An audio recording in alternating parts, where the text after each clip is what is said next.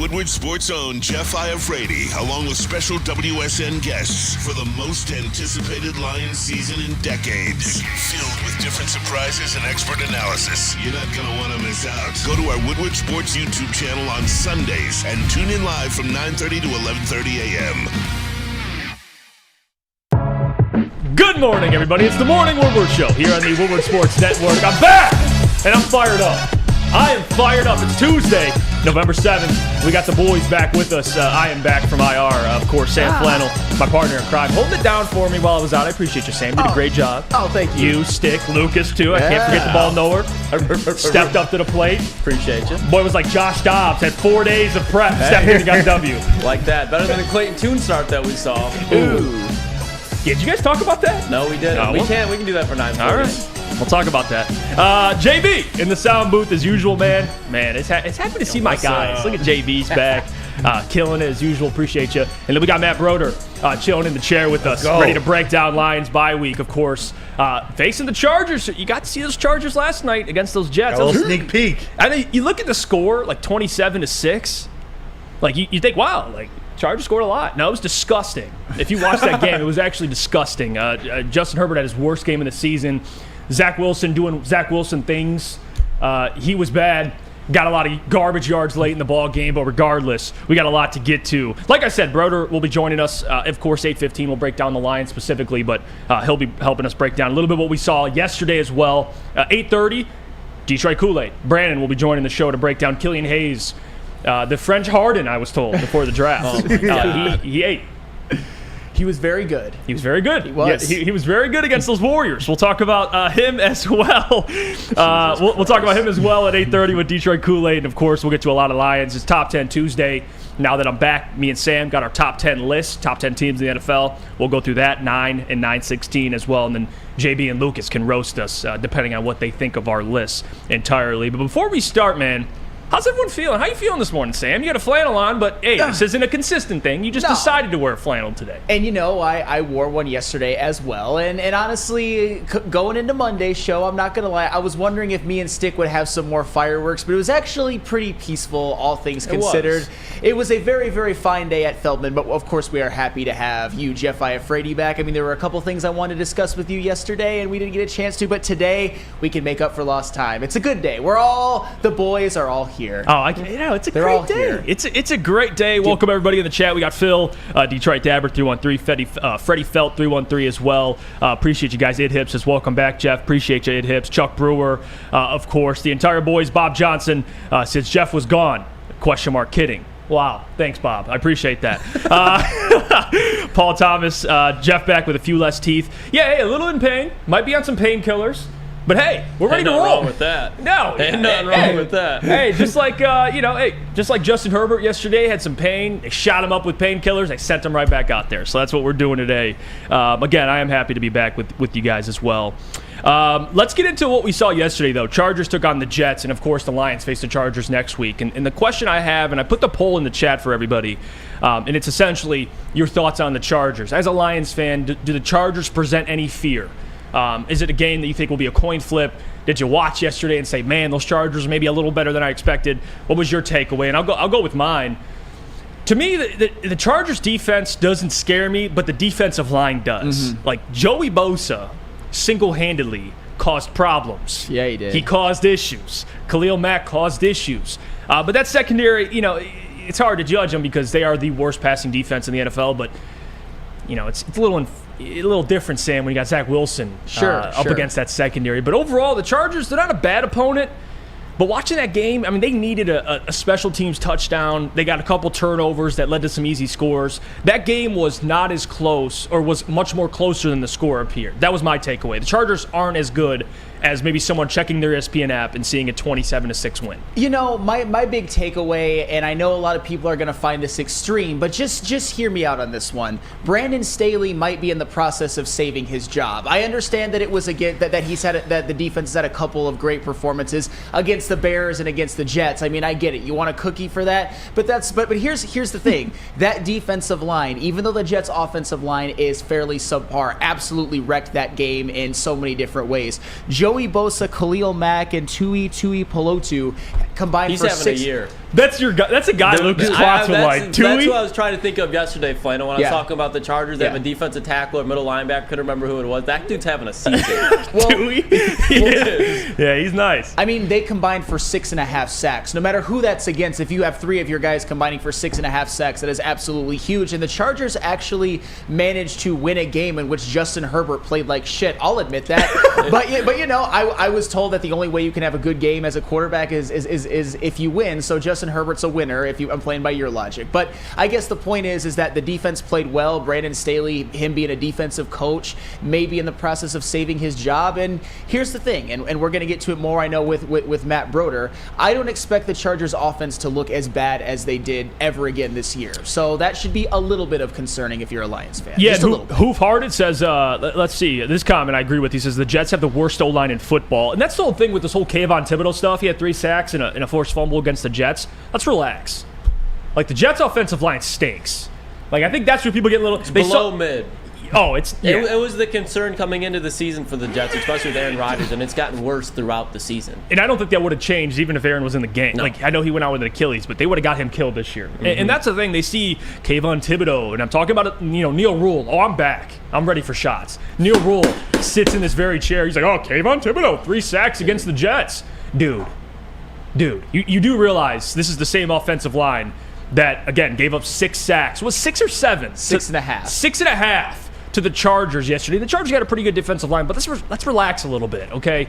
I mean, Kayvon Thibodeau's, he's got, 1/3 of his sack total this year against the Jets? Like, yeah. They're a bad offensive line, and the Chargers feasted on that offensive line as well. But what are your thoughts on it, Lucas, though, the Chargers as a whole? Like, to me, the only thing that I'm, I guess, weary of, that I'm concerned about, 2 things. One, the defensive line, of course, you got some players there.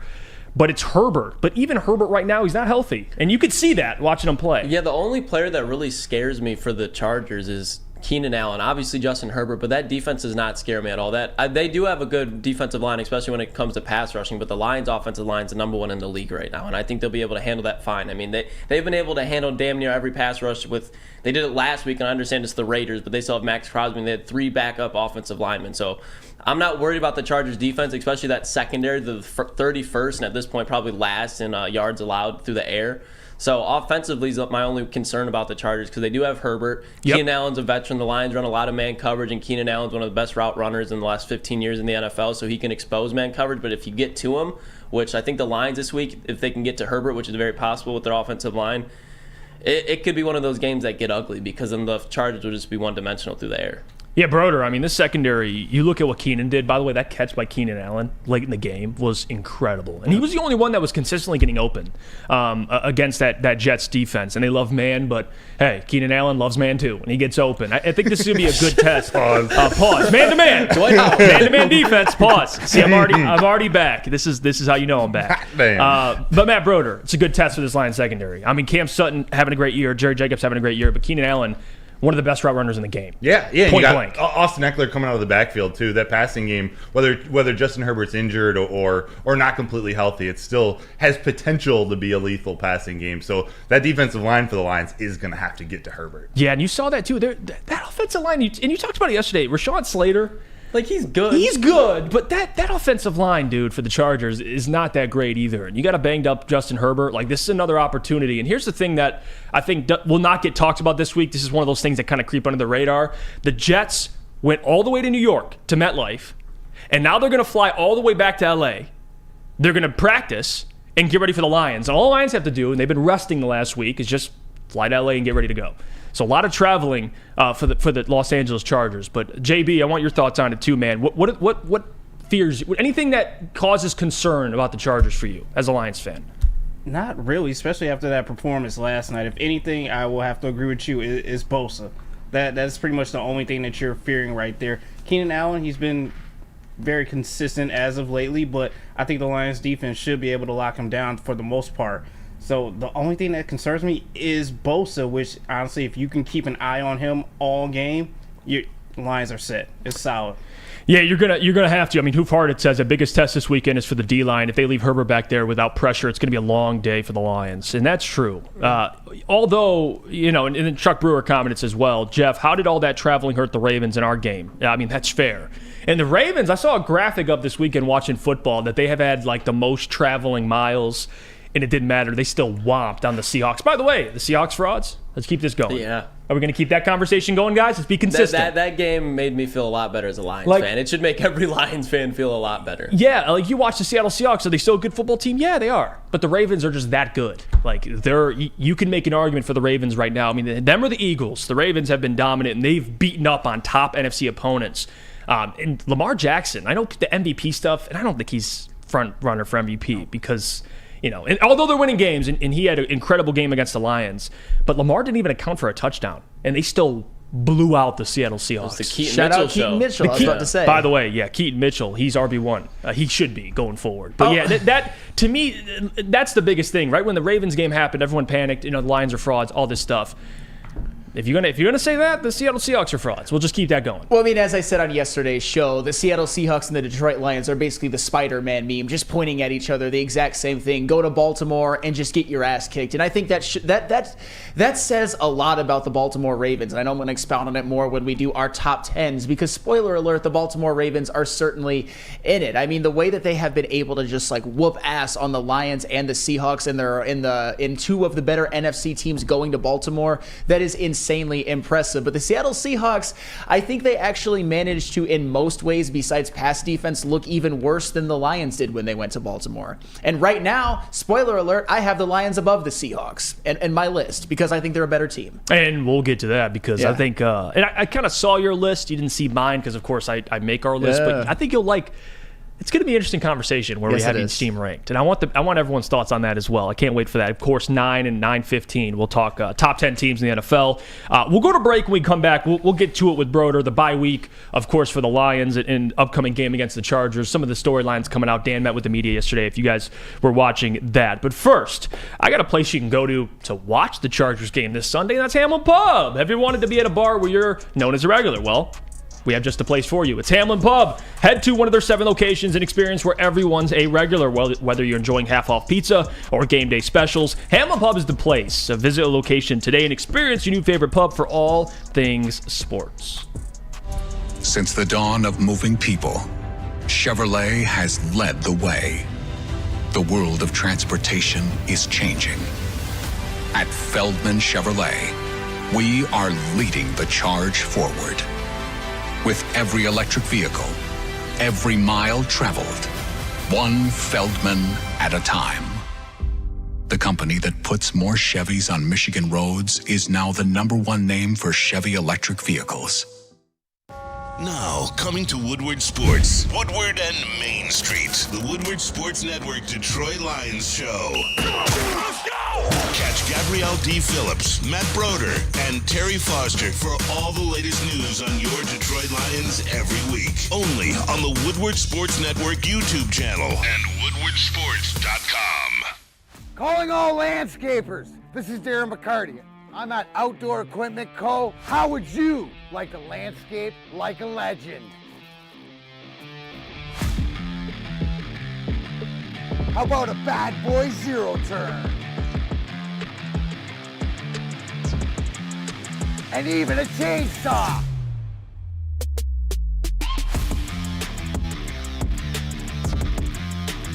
And even a weed whipper.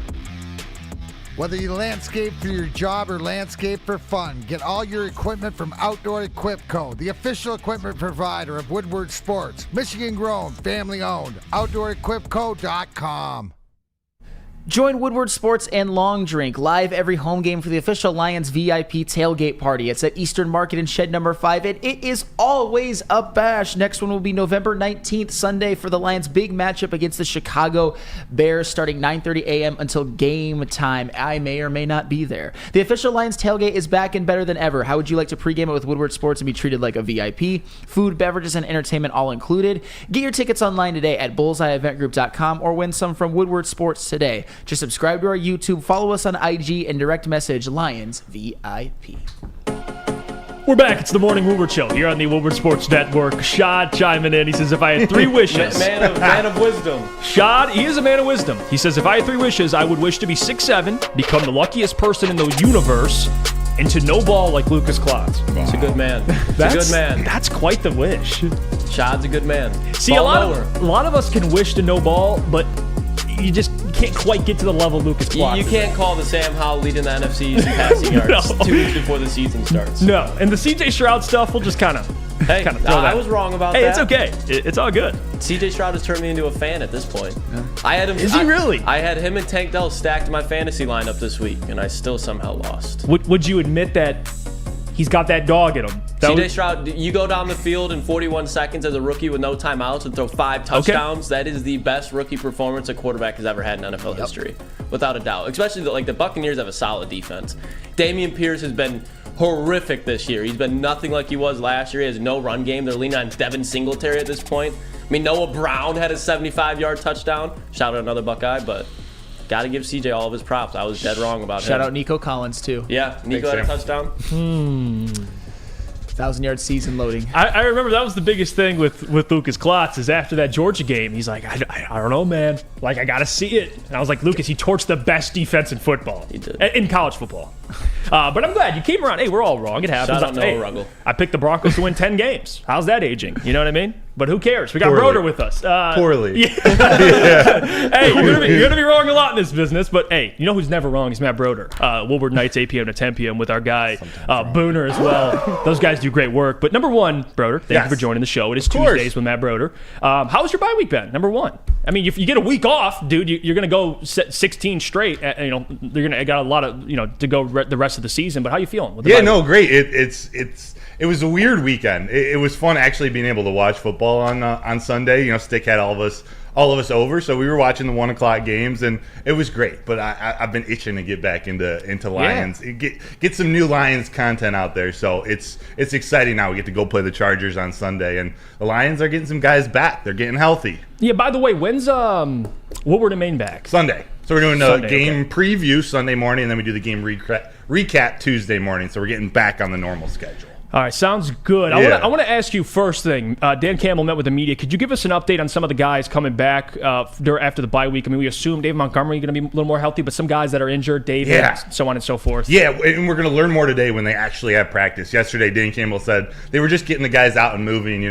Everyone kind of went home. They went back to see their family wherever they're located, or just taking some time off. So they got back, they got moving, but he was very optimistic, it sounded like, talking about Frank Ragnow, talking about Jonah Jackson and David Montgomery, which are really the 3 key names that I was looking for of who's going to come back from the bye week healthy, or who are they going to get back, inch a little closer to getting back to game ready. It sounds like, and it's not confirmed yet, it sounds like Frank Ragnow and Jonah Jackson and David Montgomery will be back. And that's huge. That's huge, as Trump would say. Absolutely huge. All right, Matt Broder, since we only get to talk to you on Tuesday, I kind of want to give you a bit of a question for the Lions versus the Chargers. So to me, the Chargers obviously got a big 21-point win at New York, even though it's a bad New York Jets offense. That can't be, I would say, that was a very solid win for them. But I think it also exposed that their offense has some holes. I mean, Justin Herbert played like shit, and quiet as kept. The New York Jets got after him too. They sacked Justin Herbert 5 times playing against that pretty bad Los Angeles Chargers offensive line sans Rashawn Slater. So is there anything that you think the Lions can take away from that game so that maybe they can frustrate Justin Herbert and that Chargers offense? Yeah, I think you saw the importance of getting pressure on Justin Herbert, making it as difficult as possible. If he's a little bit injured, he's not as mobile, and Justin Herbert is pretty good getting out of the pocket, moving his feet, and making plays, especially with guys like Keenan Allen, Quentin Johnson downfield. So you want to make sure you're getting pressure on him, keeping him in the pocket, and making him make decisions kind of early in his quarterback clock, so guys like Cam Sutton and Jerry Jacobs can stay close, or as close as possible, to Keenan Allen, to those weapons downfield. And then having a guy like Brian Branch, patrolling Austin Eckler coming out of the backfield. Eckler is one of those guys, he could have 25 yards, he could have 175 yards, but he might get 2 touchdowns regardless. So you just got to make sure you know where he is, especially in the red zone. I think last night he had 2 touchdowns, both like under 2 yards. And they tried to keep him out. Yeah. He had like 2 and they called it back. He got another one. Yeah, it was wild. So they're definitely vulnerable. It was it was eye-opening to see their defense play that way, although it is the New York Jets offense. But seeing them come away with a big defensive win like that is not, I don't want to say not a good thing for the Lions, but something to be weary of. We don't want them to be clicking, just like Dan Campbell talked about yesterday. We want to see the team, clicking on all cylinders going into December. We don't want to see the Chargers offense and defense clicking at the same time. And they had a special teams touchdown, that big punt return early in the game. So they're starting to figure things out. I don't have faith in Brandon Staley, but you never know a team like that. We know they got weapons. We know they got Justin Herbert, who any day could be an MVP candidate. So it's going to be no easy task on Sunday. And look at the backfield for the Detroit Lions, too. David Montgomery, Jahmyr Gibbs. It's been the Jahmyr Gibbs show over the last couple of weeks. And I know Dan kind of spoke about it a little yesterday, but in your mind, how do you envision this backfield looks moving forward? Is it, I know before it was more 70-30, 60-40, David to Jahmyr. You think it'll be more of a 50-50? How do you envision it moving forward with touches? I still think that from it's a little harder from a touches standpoint, but from rushing, from getting rushes, I still think David Montgomery might be in that 60-40 range. They're still going to use him to sort of set the tone. Maybe use him more in the first half. Let him get that ground game going, get their identity built in the game early, and then use Jahmyr Gibbs maybe a little bit fresher in the second half, using his speed, using his versatility to make things happen. But no, it did seem like Dan Campbell was committed to, unlike what we saw at the beginning of the season, committed to really getting them both touches in more creative ways. I think Jahmyr Gibbs, they see how valuable he can be when he is touching the ball. And now, so with David Montgomery, this is where Ben Johnson, this is where he's going to earn his head coaching job. How's he going to use these two together moving forward? This will be the first time, too, assuming everyone's healthy on Sunday, assuming these offensive linemen are healthy, that all these weapons on offense are going to be healthy for Jared Goff and at his disposal. Talking David Montgomery, Jahmyr Gibbs. Then you got Amon-Ra St. Brown and Jamison Williams and possibly Donovan Peoples-Jones. Yep. And, they're talking about getting Khalif Raymond more involved. This is the first time they've all been out there together. It'll be interesting to see how Ben Johnson uses everybody. I would go as far as to say it might be an interview for Ben Johnson, a live interview. 100%. Kellen Moore. Yeah, they're going Kellen Moore. I know everybody says Ben Johnson to LA, but they're going with Kellen Moore. But just remember, guys, and I kind of alluded to it a little bit in the beginning, if the Chargers keep winning and the defense improves, maybe they won't even fire Brandon Staley. Whether they should or shouldn't, it's not my call. I'm just saying that Brandon Staley has done, I think, some work into maybe saving his job. But that kind of leads me to my next point. So the Chargers, they started off the season obviously slow, 2-4, but they're kind of in the process, I would say, of attempting to save their season. And if they probably look at it, a home game against the Detroit Lions, if we win this game, we are in a very, very good spot. So do you think there's any credence to the Lions maybe having a tougher challenge because the Chargers are a little bit desperate and have everything to play for? Yeah, definitely. And I think regardless, this is a game. This is one of the few games left on the calendar that many people and maybe even the Lions felt like this is going to be one of the tougher tests in the second half of the season. Whether it's this and the Cowboys, or maybe you throw the Saints in New Orleans on that list. But this is one, and I don't want to speak for everyone, but I think we all sort of maybe didn't circle it, but thought about this game earlier in the season as one that it's a trap game. It's your only West Coast game. The Chargers, you never know what you're going to get, but they do have some firepower there to beat the Lions. So you're right. It's definitely one of those where you might be getting their best effort of the season too, because they're right in that sort of a Bengals territory of trying to take that next step into contending for the rest of the season. They know they got the people. It just hasn't worked out for them yet. So the Lions, despite being after a bye week and getting a little bit of rest, they got to go to LA, and I think they travel there on Saturday, which was something that kind of surprised me. I don't know. I just thought maybe they'd be getting down there a little bit early, get used to the time zone and playing a 4:25 game. That's when it is, right, on Sunday? Yeah. So getting used to the time zone. But no, they're going to be practicing all week and heading down there Saturday. So I expect it to be a pretty good game. I don't think either team is gonna really blow the other one out. It might be a little closer than Detroit fans would like. Yeah, their back's up against the wall, Lucas. Bad. 4-4 in that AFC. They got to win. Especially with how the Bills are playing right now. They have an opportunity to kind of take it over. But, Broder, when you look at this Chargers offensive line, we talked about Rashawn Slater, but you move to the interior of it. It's very, very below mid. I wouldn't even say it's average. It's bad. So when you look, Hutch is going to have his hands full. He's probably still going to get double teamed and chipped. Who do you think defensively for the Lions on the interior needs to step up? I know we've seen Aleem McNeil really been stepping up as far as getting to the quarterback, but do you think anybody else outside of Aleem and Hutch will step up this game? Yeah, well, Aleem's been playing great, so he's definitely an obvious choice for getting more pressure up the middle, and maybe you move Aiden Hutchinson in every couple of snaps into the inside, but maybe this is the time where we start to see Broderick Martin break out. I know he's not expected to be that pass rusher, but if he can get in there and clog some holes and sort of stop Austin Eckler in that run game early, that could be huge. I always like, and I know Jeff is going to like this, I want to see a breakout game from Josh Paschal. I want to see him dominate more from that interior position. He's been talked about a lot. He's very versatile. He can play the edge or rush up the middle. I want to see him fully healthy. I'm hoping he's one of those guys. He played in the Las Vegas game, but he's just had nagging injuries all season. I want to see him healthy. I want to see him make a difference. So that's who I'll go with. Josh Paschal. Let's have a difference. Let's make a difference on Sunday. Unleash Paschal. Yes. Free Josh Paschal. Free Josh Paschal. I want to ask you, Broder, too, big picture. Because after the trade deadline, I know a lot of people were like, man, this team has got no chance. This team had no chance. Overreactions were funny. But I want to ask you, I know what you're talking about. how important is it, in your mind, for the Lions to try? I know it's important, but give me how much importance is it to get that 1 seed at this point, to have all roads go through Detroit?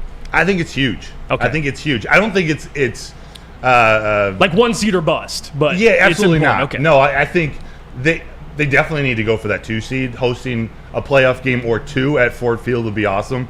But getting that guarantee of 2 playoff games, getting that 1st seed and making sure that you don't have to go to Philly in January, I think is massive. I mean, we all know and we all expect what Ford Field would feel like for any playoff game, whether it's the first round playing a wild card team or the NFC Championship game. That's got to be the goal, and I think that's what the wins earlier in the season. This game, like, they don't want to lose any game because later in the season they're playing the NFC North teams who are struggling, but they don't want to have to give their full effort in Week 18. They need to be able to get that 1st or 2nd seed to really make a deep run. I think so. I don't know, man. I think they're contenders regardless, but getting that number 1 seed is huge.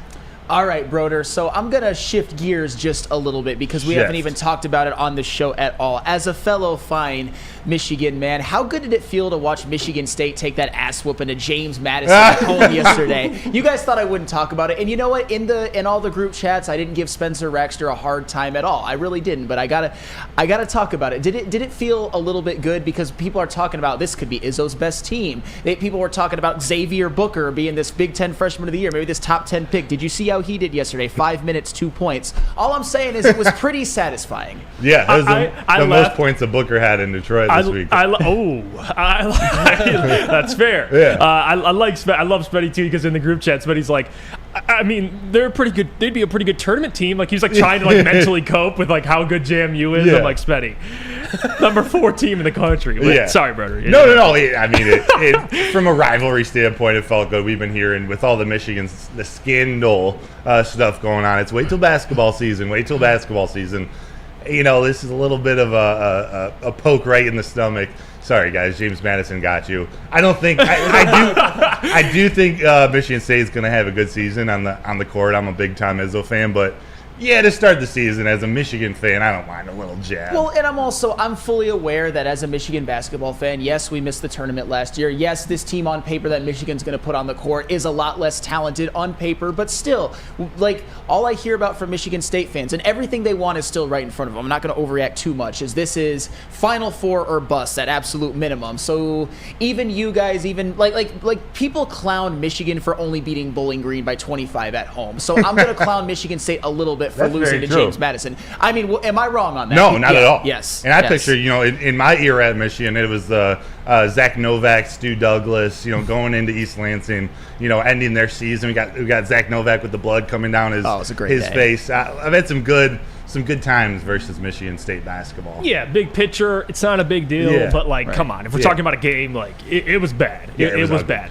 But appreciate you, brother, for joining the show. Thank you. Again, where can people find you? Socials and everything. Just go to Woodward Sports. I'm on Twitter, and so you'll see stuff that Woodward Sports posts all the time. all my articles are on woodwardsports.com. So Don't check forget, them out there. Don't forget, guys, Woodward Nights, man. If you're not watching it, Check what are them you out. doing? The best night show. Screw Detroit in the country. Yeah. It's 8 p.m. to 10 p.m. It's Booner, Broder, Jalen, Nick, the boy. Is Nick off IR? What's going on with Nick? Yeah, no, Nick's back. Is he back? Okay. We got the full crew. Okay. Woodward Nights with Booner and Broder every night, 8 to 10 p.m. There you go. There's Yeah. the plug. Appreciate you, Nick woke Broder. up drunk as fuck downtown. Yeah, Nick was going through it, man. Like, hey, shout out to Nick, man. He's the GOAT. All right. But Thank you, first, guys. no problem, Broder. We'll go to break. When we come back, we'll be joined by Detroit Kool-Aid. But first, Sam, could you tell the people about Premier Pet? Of course, speaking of goats, how about my golden retriever Jake and my orange cat Milo? I give them the Milo? best, so you should give your pet the best. And when it comes to your pet, don't settle. Premier Pet Supply is hands down Michigan's best pet store. Family owned and operated for over 30 years. 13 Metro Detroit locations. Over 60 brands of food, lowest prices, and curbside home delivery. Premier Pet Supply, give your pet the best. Visit their website at premierpetsupply.com. Your home is your most important asset. Flexibility in the sales process is key. When you work with Mark White & Associates, you can cancel at any time, for any reason, without penalty. Speaking of flexibility, check this out. Who you work with matters. Hire the best broker in the game.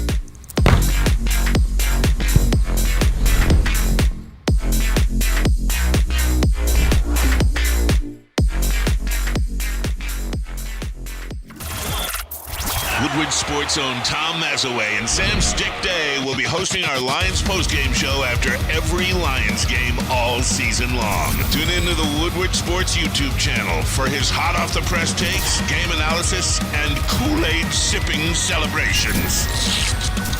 You won't want to miss it. Join Maz, Stick, and special guests each week immediately following every Lions game, exclusively on the WSN YouTube channel.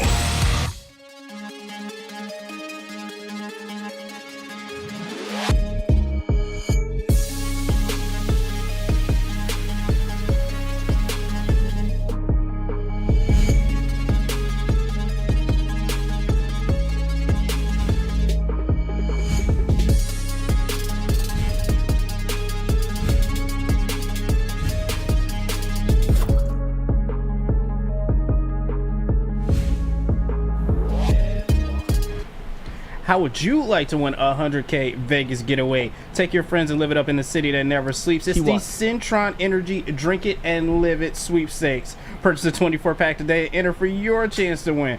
Register at drinkcentron.com/Vegas and buy Centron at your local Myers store. Centron, the healthier energy drink with great taste. Look good, feel great, and be the best version of yourself. Once again, drinkcentron.com/Vegas. You forget how much taller Broder is than really do. JB. Like, look at that shot, dude. Like, JB, I know. Oh, come on. Look, you see this? This guy's like towering over me. Yeah, hey, JB's got heart though. Yes. You can't take that away from JB. Man. But he's got more grit than JB Smoot. He's got. You know what, Sam? You're spot on there. No one in this building has more grit than JB Smoot. All right. Kool-Aid's going to be joining us in a little bit, though, but I do want to talk more about what we saw yesterday. The Warriors beat the Pistons. And by the way, I was at the game last year. One of the games, the LCA game where the Pistons took on the Warriors and they beat the Warriors. It was a hell of a game. It was a great game to go to.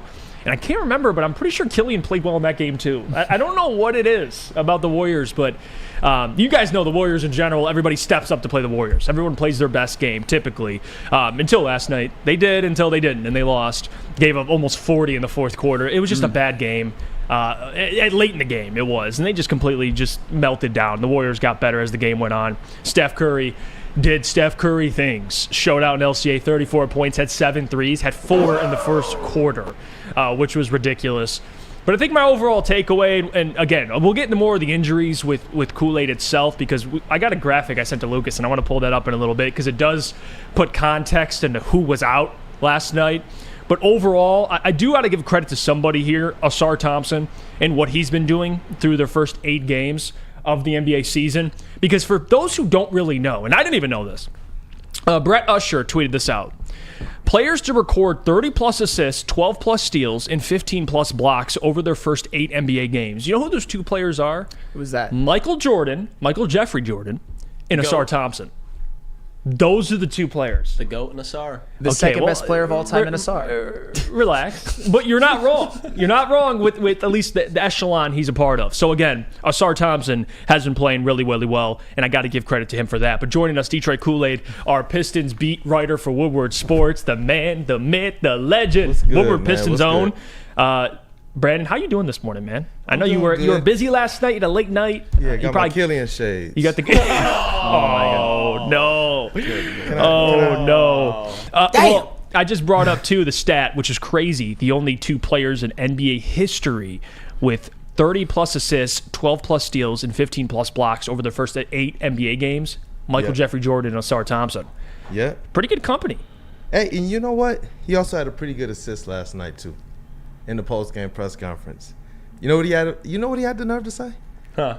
Killian Hayes is a dog. Oh my! He's a dog. He said it. He said This it. is for Lucas. Do not. Well, you know what? Let's get right into it, Kool-Aid, because I saw your tweet last night. You know, the boys were talking Pistons yesterday. You had maybe some disagreements with what specifically they said, and I actually agree with you because I don't know if it was Lucas or Sam, but one of the guys said this is basically the same team, just drop Cade on it. And Lucas, pull up that graphic. You saw who was on that bench last night, dude. It looked like a cookout. Everyone's just chilling in street clothes. You talking about the meta Pistons? Look at this, man. You got Livers, Joe Harris, Bojan, Burks, Monty, Jalen. What is that? 6 guys that would have minutes, that would play minutes on this team. Didn't play last night and haven't played over the last couple of games. Bro, that squad would beat last year's Pistons. Straight up. Yeah, that's fair. But your Straight thoughts up. on the game last night, man? Some of your takeaways. Yeah, look, man. From the game last night, I don't know how crazy it is to y'all, but I literally saw CP3 come off the bench and form a backcourt with Steph Curry for the first time live. That's insane to me, man. That's insane. For that young Pistons team, banged up and injured, to be able to hang with them. I didn't know where they were going to get the prowess, especially with Jalen Duren, their energy starter, kind of out for that game. It was a late scratch to that game. Jaden Ivey is still sick. I didn't know where they were going to get it from, but even the G League guys, they stepped in. Stanley Amude, he hit some big shots. It was pretty cool to speak with him at Motor City Cruise Media Day. It was like we were just talking to him in a Motor City Cruise jersey, and then he's coming out there and he's hitting big shots. Love that. Killian Hayes. And I told them, I said, this is one of those games that Killian Hayes has. He might have 5 of these, but you got to appreciate what he does. Yeah. Because and this is the thing I was telling Lucas, because Lucas asked me before the show, he's like, is he at least an average NBA player? And I had to think about that. And I go, well, scoring is something that I don't think as of right now he's an average NBA player based on the statistics. But overall as a player, the other things he brings, clearly there's a reason why Monty loves him. I would say yes. But now when things are clicking, scoring-wise, you love him. Because if he's scoring, he can defend at an NBA level, above it at an NBA average level. He can play make at an above average NBA level. He brings all these other things. I know we've been harping that for years, Kool-Aid, but when he does shoot well, you're like, it makes everything else better in this game. And that's absolutely. The thing. He's been dealing with the confidence issues for years. It's not that Killian Hayes is not a hooper. We've seen Killian Hayes go through stretches of hooping, but then we've seen him as well go into these long lulls. And last year we said we want to see who Killian Hayes is when he has like 1 bad game or 2 bad games. And this is not me. Like, look, we all having fun. This is not me coming in here saying that Killian Hayes is some great hooper. He was drafted number 7. He was drafted before Tyrese Halliburton. He's always going to have to live with that. But at this stage in his career, can he find himself a role on this team? Can he find himself a role within the NBA if it's not on this team? And that I believe he can. That's about the most capping that I would do for him as it relates to hating on him when he's still having good games. But that's just fans being emotional. Right. I got fans right now online talking about, well, I'm not going to look through the data and the stats. You know why? Because he's not turning the ball over. You don't know why? Because he's brought that kind of bad shooting percentage up over the last 3 to 5 games. He's shooting close to like 40+%. Over the last 3 games, he's shooting like 48%. He's averaging like 15.7 assists, 3 rebounds, and less than 1 turnover per game. He's averaging 1.5 stocks per game. These are real stats and data. Get your Killian Hayes hate. Punt that to the moon. That's what I got for you. Okay. Punt all of that to the moon. Let this guy continue to grow. He's on his rookie contract. And if Monty Williams, the best coach he'll probably ever have in his NBA career, is here and thinks he can do something with him, how dare Piston fans cheer when he's hired? And then all of a sudden, when he's starting to cook a little bit, start to be like, well, I don't want to look at the stats. I don't want to look at the stats. I don't care what he does. All morning. Do you know how many people had a problem The only problem they got with Asar Thompson is that now all of a sudden he's capping for his guy. Do you know how much time Killian literally dribbles the ball in the game? He's getting 30-plus minutes a game. He's not having the turnovers that we even see star Cade Cunningham have. Yeah, Cade's been... His role, he's just playing a role right now, and that's to make sure he can take offensive pressure away from Cade Cunningham, and that's to also make sure he can take away defensive pressure away from Cade and Asar. It's a role to play, and he's starting to kind of form into that. Can he keep that up consistently? That's something he has to. The organization did not extend his contract. They told him to go out there and prove it on the court. And that, to me, is what we should be looking at this year. I don't think that every loss should be a referendum. I don't believe that every win or every good game should be a referendum. Let this guy play out at least his rookie contract with the best coach he's had. Before that, he was in France training with Will Bynum. Come on. Let me play devil's advocate here, though, Kool-Aid, because this is you know way more about ball on the court than me. So when I watch Killian, consistently, offensively, I would say he's a liability. How much did he finish with? I think 19 last night? 21. So he has 11 career games scoring 20-plus points. We have consistently seen this man be inconsistent. So my question is and I'm not saying you're completely wrong about the things that you're saying, but it's like, what are we truly waiting for? Like, I don't see what Monty's trying to get out of him. Like, I don't think the time they're investing in him in the starting lineup is worth it when you can insert a Jaden Ivey to try to get in the starting lineup, a Marcus Sasser, somebody that's truly more talented and has more promise than Killian. I just don't understand it. Like, why do you can still get as most as you want out of Killian, because I think at this point he's not an NBA starter. I think that's clear to see. I don't think if he would be traded somewhere, he wouldn't start on that team. He'd be a role player. So why not get him in his role off the bench? And this is a question. This isn't a shot. Again, enlighten me, Kool-Aid. Because from the beginning of training camp, Monty Williams said he actually went back and looked at the tape and saw that Cade Cunningham is having issues without an actual playmaker on the court with him. Killian Hayes is probably your first or second best playmaker on this team, no matter what anybody wants to say. Jaden Ivey is not a better playmaker than Killian Hayes. Marcus Sasser, better baller, better hooper, not a better playmaker, Right. not a guy who doesn't really care if he gets 8 shots or not. You saw that in the game last night. Killian Hayes could do what he wanted. For as much as I like Marcus Sasser, he could not. And he got into some foul trouble that you rarely see Killian Hayes get into. He's just playing a role. If this squad was healthy, I believe Monte Morris would probably be playing that role that Killian Hayes is playing right now. And until Jaden Ivey and until Marcus Sasser go out there and prove that they can actually make at a high level, it's going to make it extremely difficult for them to start next to Cade Cunningham. Also, as long as this squad only has one surefire three-point shooter in the starting lineup, you're going to need a playmaker in there who's doing nothing but trying to look for him. Right. That's the role that Killian Hayes is playing right now, because Cade Cunningham as a catch and shoot three-point shooter, he's shooting like north of 38%. Any other three that Cade takes, and he's shooting under 30%. That's huge. Monty Williams knows this, and he said from the beginning of the season in training camp, he's running Cade off ball, and that Killian has shown the proficiency to actually run the plays, not turn the ball over, not make too many mistakes, and get the ball to Cade Cunningham. What has been Killian's biggest Achilles heel is that his shooting can come and go, his scoring can come and go. That's been the thing that's kind of largely plagued him, and I get it. I don't believe he's a starter. I told you guys this during the summer. You did. Even after Marcus Sasser was drafted and Monte Morris was signed. I said he's a 10-6, 10-5 off the bench guy. Yeah. That's what he's relegated to. I don't look at him as a 7th pick anymore. He has lost that. He has de-earned that. Yeah. That's just the facts. But in terms of can he contribute, after a historic start last year, as horrific as it was, we don't make no excuses for that. He still ended the season averaging 10-6. He was like top 30 in the league. No, hold on.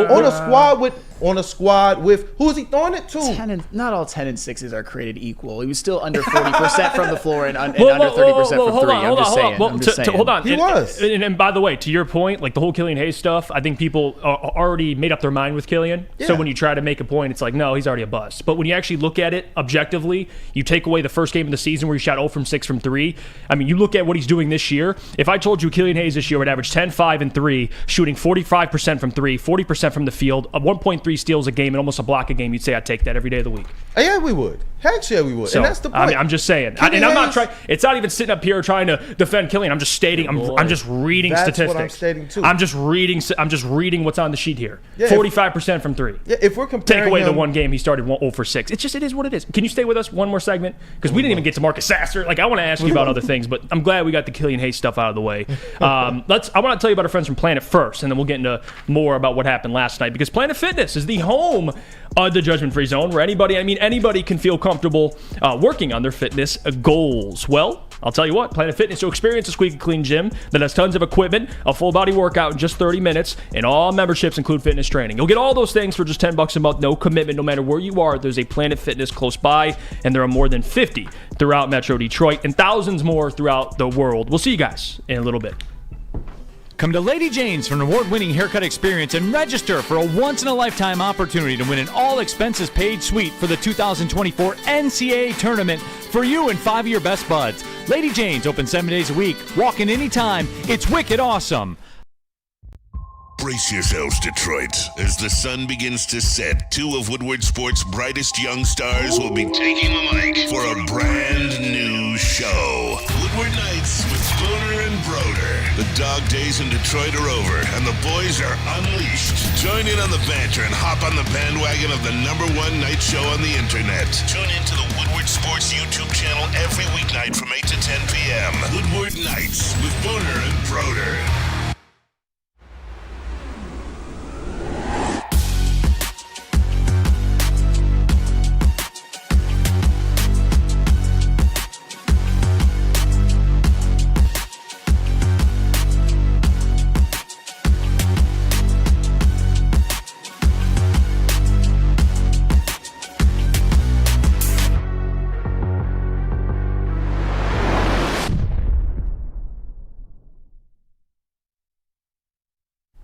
Let me tell you about our friends over at Fairway Packing Co. Get your meats. Get your meats. For over 60 years, Fairway Packing Co. has provided Michigan's finest restaurants, hotels, casinos with prime beef, Wagyu beef, and dry aged beef. Experience the Fairway difference for yourself today. Visit the steak shop in Grosse Pointe Woods for grab-and-go steaks. Order online at fairwaypacking.com.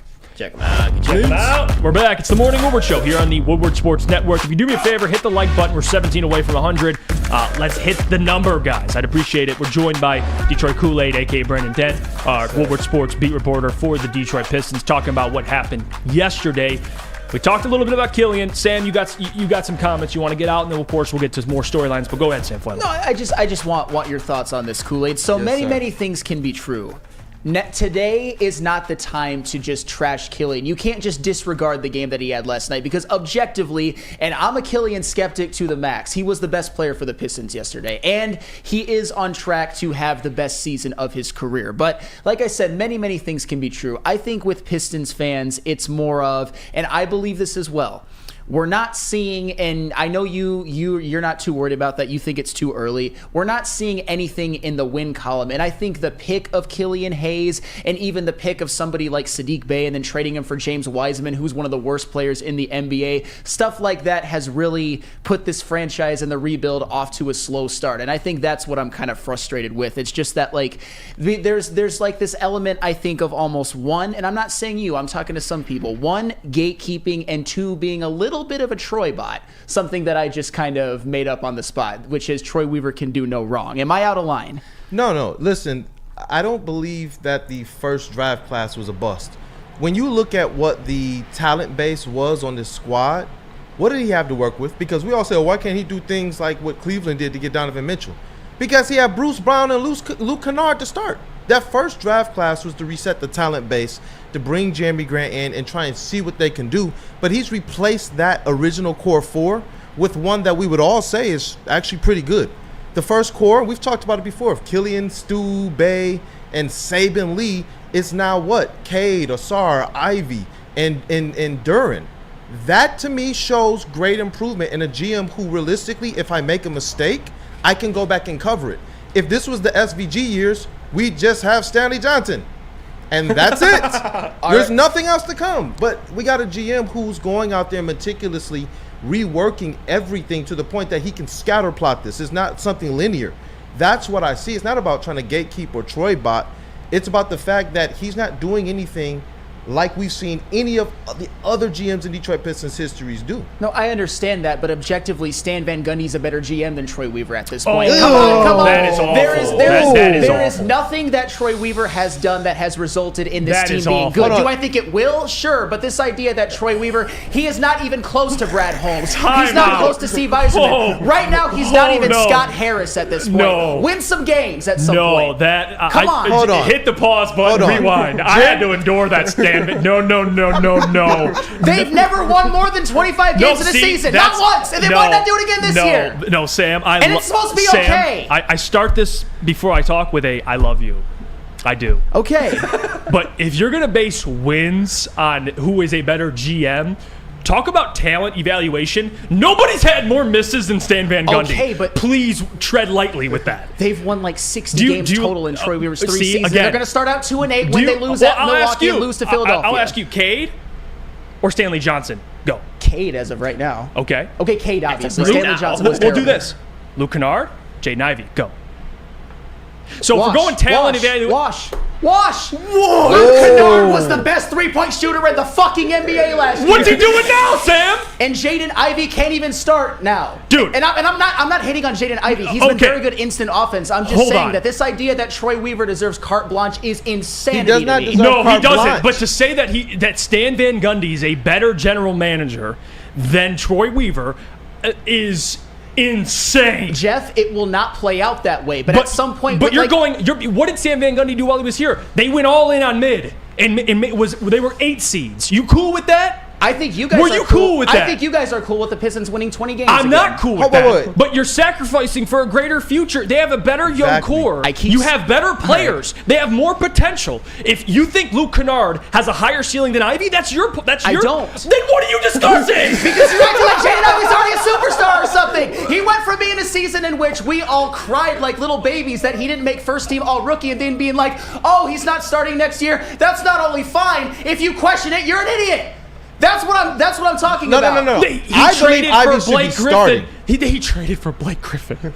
That is who we're talking about. And Blake Griffin had a great year, by the way. But that is insane. That is insane to say Stan Van Gundy. And I hate the Troy Bot thing, but that is insane. Well, to Jeff, say you're a Troy Bot. Brandon, you're a Troy Bot. Just because I don't think Stan Van Gundy's better GM. Because I don't think he's a better GM than Troy Weaver. I'm a Troy Bot. Troy Weaver is objectively the 4th best GM in the city right now. Objectively, he's That's not a different Scott take. Harris. That's a different take. That's a different take. Walk what you just said. Okay. Because I don't think Troy's worse than Stan. I'm a Troy Bot. You're high. You're high. I see these gummies all around the floor here, so maybe Sam's bag was leaking or something. What? Listen, I'm not a Troy Bot. Troy should have gotten a better return if you're going to trade Sadiq Bey. These are mistakes that he's made, but I'm going to cry about it with Asar Thompson on the team. I'm not crying about that. That was a good pick so far. I'm not going to cry about that. Y'all have to understand something. You guys sat here for years. I heard it. I saw it. I got the receipts. People sat here for years and said, oh, we wish we were doing it like the process. I could support losing if it was with a young core. Now it's here and everybody's turning to babies. Y'all aren't crying for the same reasons. Y'all said y'all would cry for these losses if it was with the right core. If you don't believe in the core, I can understand that. But I don't see that. I see people going out and buying the jerseys. Yeah. I see people out there talking about, ooh, Sar, ooh, Cade. I see people saying, why is Ivy not starting? If you're crying about this stuff, what? Why then? All right, maybe. Why? It's like which way do you? He's not trying to have the battle of mid. He's trying to make sure you have a good core that now you can go and spend your up to $80 million next offseason. To now you can go out and sign as many mid players as you want and put them around a better core than Andre Drummond and Stanley freaking Johnson. Wait, you said cap space? Stan never had cap space because you signed goddamn Andre Drummond. And you know what? Maybe by year 7 under Troy Weaver, the Pistons can win 27 games. Maybe that's the case. Maybe that's the case. I learned something today. Troy Bot. Sam would rather be in mediocrity purgatory. I can't do that no more. I don't want that either. Years I don't want to sneak in as an. Sam would prefer that. I don't want to sneak in as an 8 seed and get bounced. Nope. You'd prefer that because your whole argument's based on win total. Then you could have Reggie. You could have Andre. You can have Avery Bradley. You can have all those bums. Stanley Johnson. Steve Blake. DJ You can Augustine. have him. You can have him. And by the way, if you're upset with how the season's going so far, cool. But to say Stan Van Gundy, that is insanity. As of right now, Troy Weaver hasn't done a goddamn thing, and I stand by that. You know what? Based on what? He has drafted a lot of good players, but they are going to have less than 30 wins for the 4th consecutive season. This isn't year 2. This isn't year 3. This is year 4. This is the year where Cade Cunningham was supposed to come back. I understand they've had some How does he injuries, look, by the but way? still, I'll wait. Cade Cunningham is still suffering with shooting inefficiencies. He's still turning the ball see, over too much. nitpicking. I'm not saying he's bad. That's not nitpicking. Cade Cunningham right now is not on pace to have an all-star season. Cade As of right Cunningham now. played 12 games last year, and he has a leg that, honestly, I'm going to say it looks like he's still kind of gimping on it. Well, then maybe just he's a little injury bit. prone. Maybe he's injury I don't prone. think he's injury prone. I think he's coming back from a very extensive surgery in which he missed all but 12 games. He just played game 85, 86, 87 of his career. And he's still going out there, and he's still top 22 in scoring. He's still top 10 in assists. Stat man. Stat bot. No, that's what I'm talking about. Okay, but he's shooting poorly from the field and from three. Sam, That's not okay. Sam, I know. It's not okay, It's but like, what exactly are we talking about? If you know right now, as I know, if you look at the numbers right now, that this squad can go out there and marginally sign kind of just marginal players and be an 8th seed by next season, you can buy that in this NBA, and you could every single year going back to the last 30 or 40 years. If you want to be an 8th seed, go out there and Stan Van Gundy it. Even Dwayne Casey, you guys is most hated. He made the playoffs doing it the same exact way. Do you all realize that the Pistons made the playoffs twice in the last 8 years? Yeah. I'm done with that type of Pistons basketball. I'm not saying that Troy's done it perfect. I can sit here and list out a bunch of things. Ivy coming off the bench should not happen. Start that man. I have consistently said that. I've said it in the practice facility. I've said it in press conferences. Start that man. But to sit here and act as if this core isn't what we've always wanted, that's asinine. And it's just people using Killian Hayes and using these down years, specific down years, that they have kind of tailor-made to just be a lightning rod to get off their last shots. You guys did this. No. We got freaking the VIP tailgate behind us. These same fans sold out Ford Field for years for a losing product that we knew was going nowhere. Freaking 0-15 and still in the stadium. But then all of a sudden, y'all want to put on your Warriors jerseys and show up. You guys want to sit here during the middle of one of the best rebuilds since the Bad Boys. We've never done this. And you guys want to do this now? No, because the Bad Boys, 16 wins, 20-something wins, 20-something wins, 30-something wins with Zeke, still picking in the top. You listen, man, I just interviewed one of the longest tenured employees in Detroit Pistons organization right now, who was there when freaking Dick Vitale was hired. If this man is saying, based on my perspective, they're doing it the right way, that has to matter for something. I get it. Get your shots off now. We don't have to be happy with the losses. But with what the return is overall, I am definitely ecstatic for that. Right. Definitely ecstatic for this team's future. All right, let me break bread with you guys a little bit because many things can be true, and for the record, I know I kind of hijacked this into more like Killian stuff, which went into a whole different direction, but that's okay. I still think that this team, as currently constructed, can win 30 games, and that is my goal. That is my goal. Don't walk back now. No, wait a minute. Stand on that business. Stand on that business right now. But if they don't, I'm going to have lots of questions, and this idea that I can't, I think, is a little bit unfair. No, never said that. And this idea that we can already call this the best rebuild since the Bad Boys, you can't do that yet because they haven't accomplished anything. It's the only rebuild since the Bad Boys. But what if it doesn't work? That's what I'm saying. There's always a what if it doesn't work? That's not they what haven't showed anything in the win column. 0.0. I don't know what you expect, though. My thing is this. If they're healthy, then yes. Go out there, and Sam, I'd be up there on the desk with you doing the same thing if they were healthy and losing. I don't even believe that half the vets that are out right now are even going to be on this squad next year. They got 8 guaranteed contracts next year. You know who they are? A lot of the young guys. All the young guys. And then Bojan Bogdanovic. That is it. All right. This squad can go out next year, and if they just wanted to, for kicks and giggles, they could just say, I just want to acquire Jeremy Grant, and I still will have $50 million freaking dollars in cap space. That's how much bozo cartoonish money they've had. I remember when people were crying, oh, he stretched and waved Trevor Ariza and Dedmon. Well, now he has $90 million in cap space if he so chooses to use that. Now, this is where the buck meets the road. This is where it meets it. Troy has to spend that cap space. We've seen this before. We've seen this before when we didn't necessarily like the Chauncey Billups and AI trade, but we wanted to wait and see what Joe Dumars was going to do with that cap space, and he flubbed it. If Troy Weaver goes out there and mismanages this cap space, punt him to the moon. I'm with you on that. Listen, I'm not a Troy bot. I signed up for a 4 to 5 year rebuild. Yeah, and most people did. Like, that's why. In the beginning, they did. They Yeah, all said this to restore. This is my issue, dude. And I think it's Lions fans, because you're used to seeing in the NFL things turn around very quickly, that if they want to see it right now. And that's my problem. They didn't care with the Lions. Is when Stan Van Gundy was here and you had a mid-ass core, I'm sick of this. I want something that can be sustained, something that can last. And then you stink for 3 seasons. Well, Troy stinks. Which way do you want it? No. Which way do you want it, Sam? Let me clarify Which this. way do you want it? I want improvement in the win column. I'm not saying playoffs. I'm saying 30 wins. I'm saying I want to see something. I don't want to see this be another 22 and 60 Then why season. didn't you lead with that? Because Stan Van Gundy, we went everywhere, dude. Like, that's fine. If you would have just said that, that's fair. Okay, fine. I just want to see 30 wins. Okay. Yes. Saying all this bullshit like Stan Van Gundy. What? It's because because he had mid in 140 games. Okay, but it's this attitude that I think you, Jeff, and you, Brandon, have kind of perpetuated. You can't question Troy Weaver, the Pistons at all. That's the problem. Yes, you could question him, but if my problem. Let me tell you my problem. All right. Is when I defend him, I'm a Troy bot. Because I'm just thinking common sense, and I'm a Troy bot because I defend him. No. You know what? What? We got the receipts on Woodward Pistons. We sat in that Studio B and we stated Troy botched this first draft. But what did he do? Okay, for every Killian, there's a Cade and an Ivy.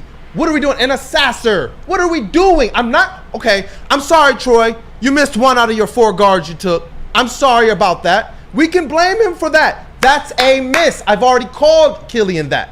I have no problem with defending or not defending Troy. We can just look at the body of work. And if you look at this core and all you want to do is pinpoint Killian Hayes and Sadiq Bey for James Wiseman, but you want to miss the fact that he masterfully, right? Everybody told me, Troy sucks. He's not going to get nothing for Jeremy Grant. This was a waste of a signing. He's not going to get a lottery pick. How did that turn in then to Jalen Duren and Alec Burks? You guys tell me.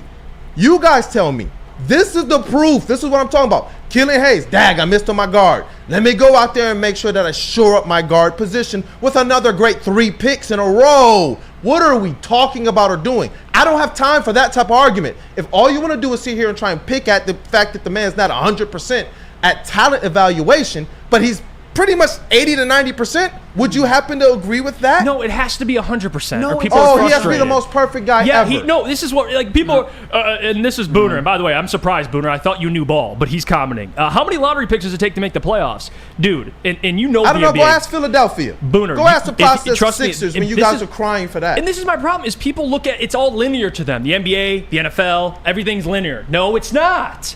It's not. Not. Like, it takes you can't just draft a Jahmyr Gibbs and the guy just hits the ground running and you can make an impact right away. Because you know what these same fans will also say? We're a small market team. We can't sign anybody. We got to build through the draft. Okay, then let's do that. Unless you want a bunch of 10th, 11th, 12th, 13th, 14th, 15th picks trying to make the playoffs? I'm tired of that. Y'all cried over Andre Drummond. Y'all cried over all these middling picks. Y'all said if we were just a little bit better, we could have had this player or that player. That's what y'all, or just a little bit worse, a little bit better in the draft positioning. We could have had this, we could have had that. They're finally, and Tom Gore spoke about it himself. He said, I had to be convinced to do it this way, but I actually now can see the light in doing it. That's what he stated. I actually agree with that philosophy. Look at the Philadelphia 76ers. How long did they go? Golden State, another one. Golden State, even OKC. No one talks Cleveland about Cavaliers. No one talks about the road to get to Golden State. OKC. It's just they were Golden State. OKC, bro, for years they let them boys pass just because they had Shea out there, but they were still losing. All right, I gotta, you know what? I gotta take more painkillers. But I appreciate you, Kool-Aid, for joining the show, and I'm glad we had this discussion. It's not even you, Sam. It's just I hear this so much. It's like, dude, what do you want? Do you not? Is Troy when Troy got here and the changes he's made to what the roster was to it is now? Everybody just now is like, man, I'm sick of it. Not you. I'm talking about a lot of people out there. I see it on Twitter too. It's like, Troy, Troy this, Troy that, Troy this. Dude, I'm telling you, like, be grateful. Because and Troy's not perfect. I'm not saying he is. We've talked about Killian. We've talked about Sadiq Bey. We've talked about the bad things. But when we bring up good things like Cade Cunningham, well, anyone could have made that pick. That's not fair. I never said that for the record. I'm not talking about you. Said that. But people do. Well, that's not fair. Well, Aiden Hutchinson, are we going to give Brad Holmes credit? Yes, we should.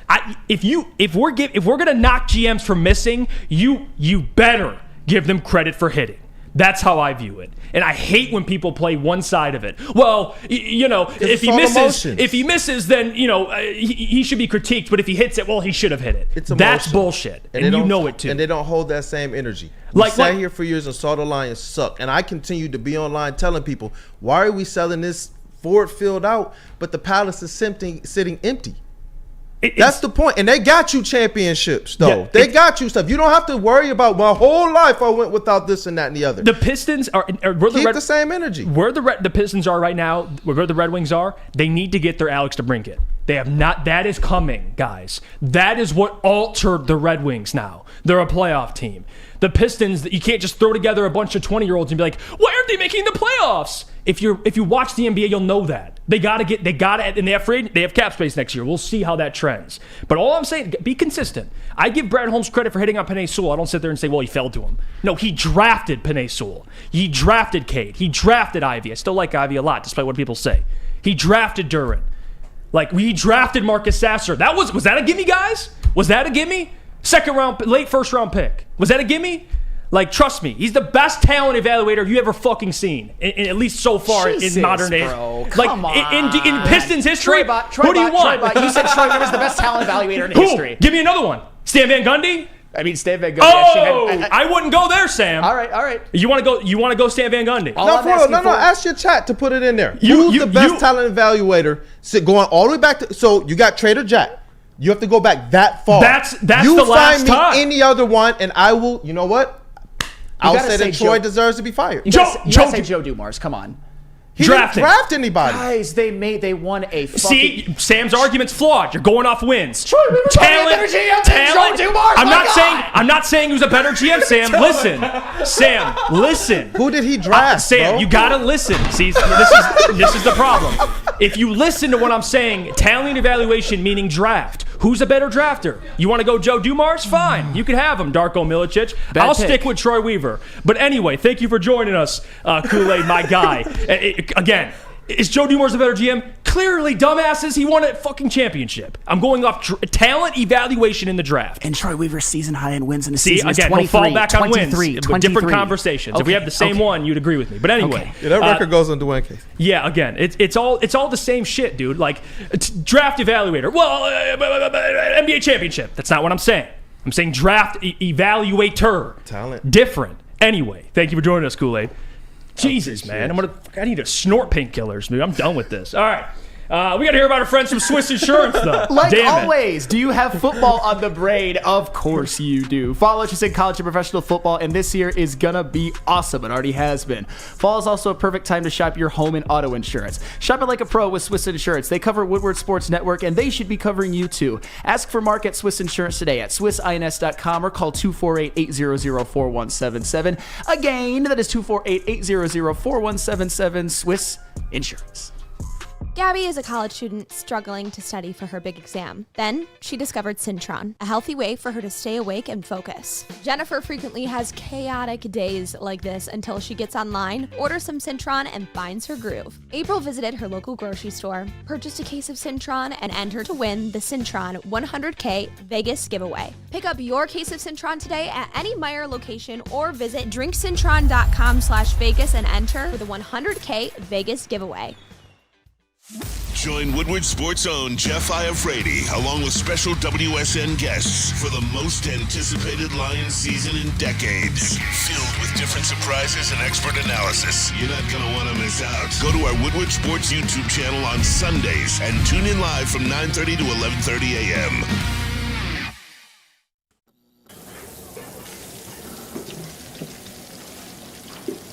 Burgers and chicken sandwiches are taking over at Big Boy. Try our new pretzel bacon cheeseburger. Turn up the heat with Bob's Hot Chicken Sandwich. Upgrade those regular fries with our chili cheese fries or loaded baked potato fries. Hit your sweet tooth with funnel cake fries or Reese's chocolate peanut butter thunder cake. Load up on all your favorites today at Big Boy.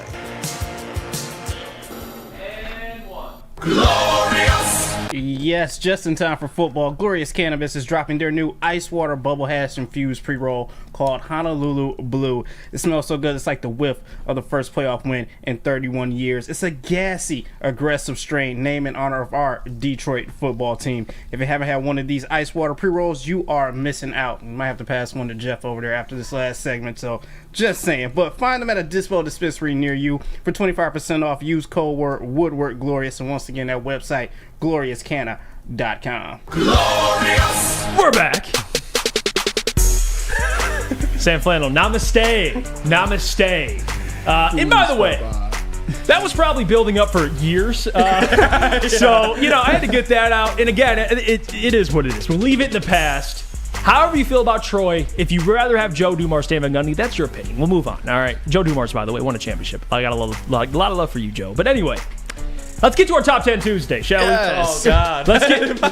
Let's get to Sam's list first, and then we'll get to mine, and then Lucas and JB can pick us apart. But go ahead, Sam. What you got? All right. At number 10, I have the Cleveland Browns that all of a sudden have made an appearance back on this list. They have the third best scoring defense in the NFL, coming off of a big shutout over the Clayton Tune-led Arizona Cardinals. Although I get it, that wasn't that big of a deal. But still, with Deshaun Watson being back, Amari Cooper is having a hell of a year. They still have that offensive line. This is a team that I think can compete for a wild card spot, and they've had some very impressive wins this year. That's why they sneak in at number 10. At number 9, I have the Dolphins. Here's the reality of the situation. When they play bad teams, especially at home, they look like the greatest show on turf. When they go on the road, when they go to Germany and play good teams, they look like complete and utter frauds. And it happened again when they played Kansas City. That offense, that high-powered offense, could only manage 14 points, and they took another L following that Eagles loss where they scored 10 offensive points, and that Bills loss where they only scored 20. At number 8, I have the Dallas Cowboys, who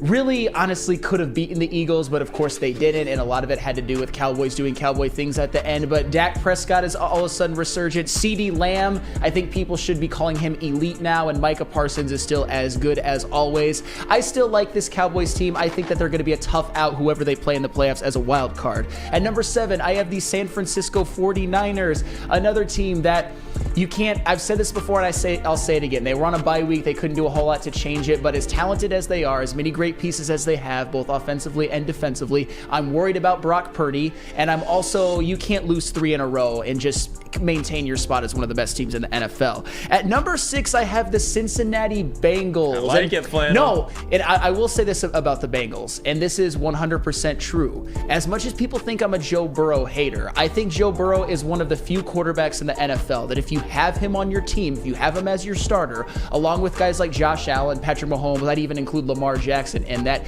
you are going to be a 10-11 win team and you're going to make the playoffs. And this defense has been balling the last 3 games. Shout out Trey Hendrickson, by the way. And oh, by the way, in the last game, and I think this will be big for them in the long haul, welcome to the season, T. Higgins. For real. Yeah. He played the best game of his season so far, and having him back and a part of this offense will be huge. At number 5, I have the Detroit Lions. Doesn't that loss at the Ravens, didn't that age just a little bit better seeing it happen to the Seahawks as well? They're 6-2. They're currently the 2 seed in the NFC, and as you can see on my list, they are my second highest rated NFC team. I still think they're a damn good football team that could compete for the 1 seed, even though they didn't make any huge moves at the deadline besides Donovan Peoples-Jones. They will be just fine. At number 4, I got the Jacksonville Jaguars. And you know what it's been about the Jaguars this year more than anything? Their offense. Trevor Lawrence has, I would say, been okay. He's took care of the football fairly well, but he hasn't really been elite and dynamic. Travis Etienne has been very, very good. But it's been that defense. They have a top 10 scoring defense right now, and Josh Allen is having the best year of his career. Look for them to maybe...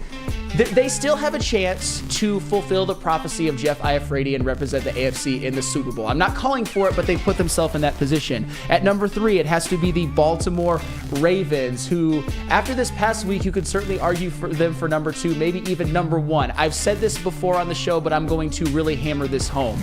it was insanely impressive that they took two of the best contending teams in the NFC, played them at their house, and led them, and their defense held them to 4.5 points per game. 6 to the Lions, 3 to the Seahawks. Absolutely unbelievable. And oh, by the way, Lamar Jackson, although his passing stats aren't eye-popping, he's been insanely efficient, and their running game looks to have been getting going. If Keaton Mitchell can be a big part of this offense moving forward, look out. Him and Lamar Jackson together, that could be scary. Mitchell has burners. He absolutely does, and so does Lamar Jackson, by the way. And the Gus Bus provides the power, the thunder. And at number 2, I have the Kansas City Chiefs. And the Kansas City Chiefs, here's the reality, guys.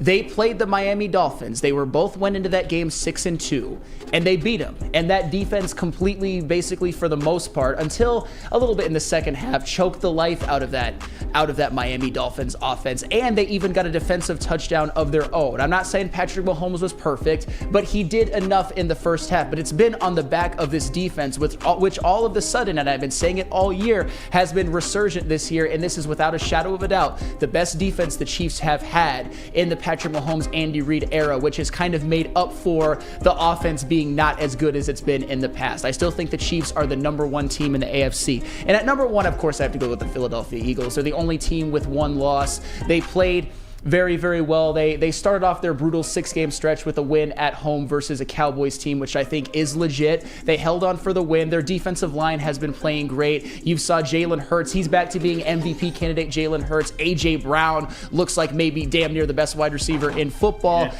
And like I said, their only thing that concerns me is that secondary, but they still have 8 wins. So for that reason, I got to go with the Philadelphia Eagles as number 1. And my main reason being Jalen Hurts now looks like MVP candidate Jalen Hurts. And I got some things different. We'll get to my list. A couple things different. Some things I agree with you. But let's go to break right now. All right. We'll show my list. And, of course, JB and Lucas in the chat.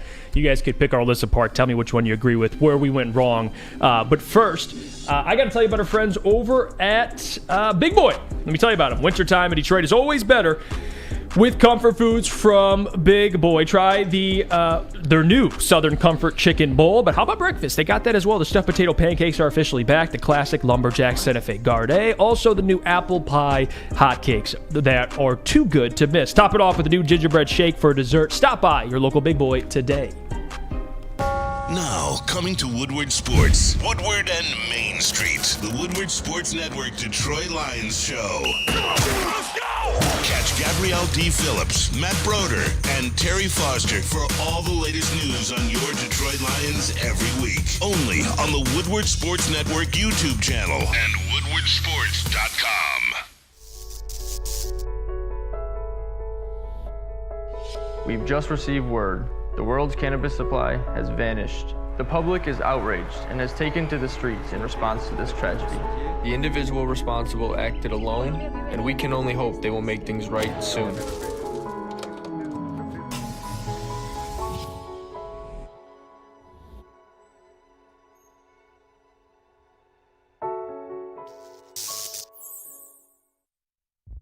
Brace yourselves, Detroit. As the sun begins to set, 2 of Woodward Sports' brightest young stars will be taking the mic for a brand new show. Woodward Nights with Spooner and Broder. The dog days in Detroit are over, and the boys are unleashed. Join in on the banter and hop on the bandwagon of the #1 night show on the internet. Tune into the Woodward Sports YouTube channel every weeknight from 8 to 10 p.m. Woodward Nights with Spooner and Broder.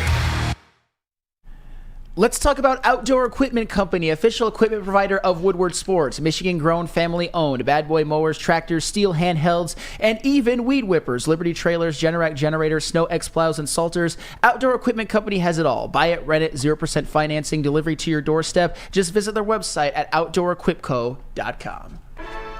It's time for my list, Top 10 Tuesday. Let's get to it. See where I differ from Sam Flannel, or maybe we agree. There's my list right there. We'll start at 10. We agree. Cleveland Browns make their way into the top 10. I had a hard time with this, but again, they're 5-3. They whooped Lucas's guy Clayton Tune, so had to give him some credit there. Lowest QBR of the season, dude. Any quarterback. Yeah, that was bad.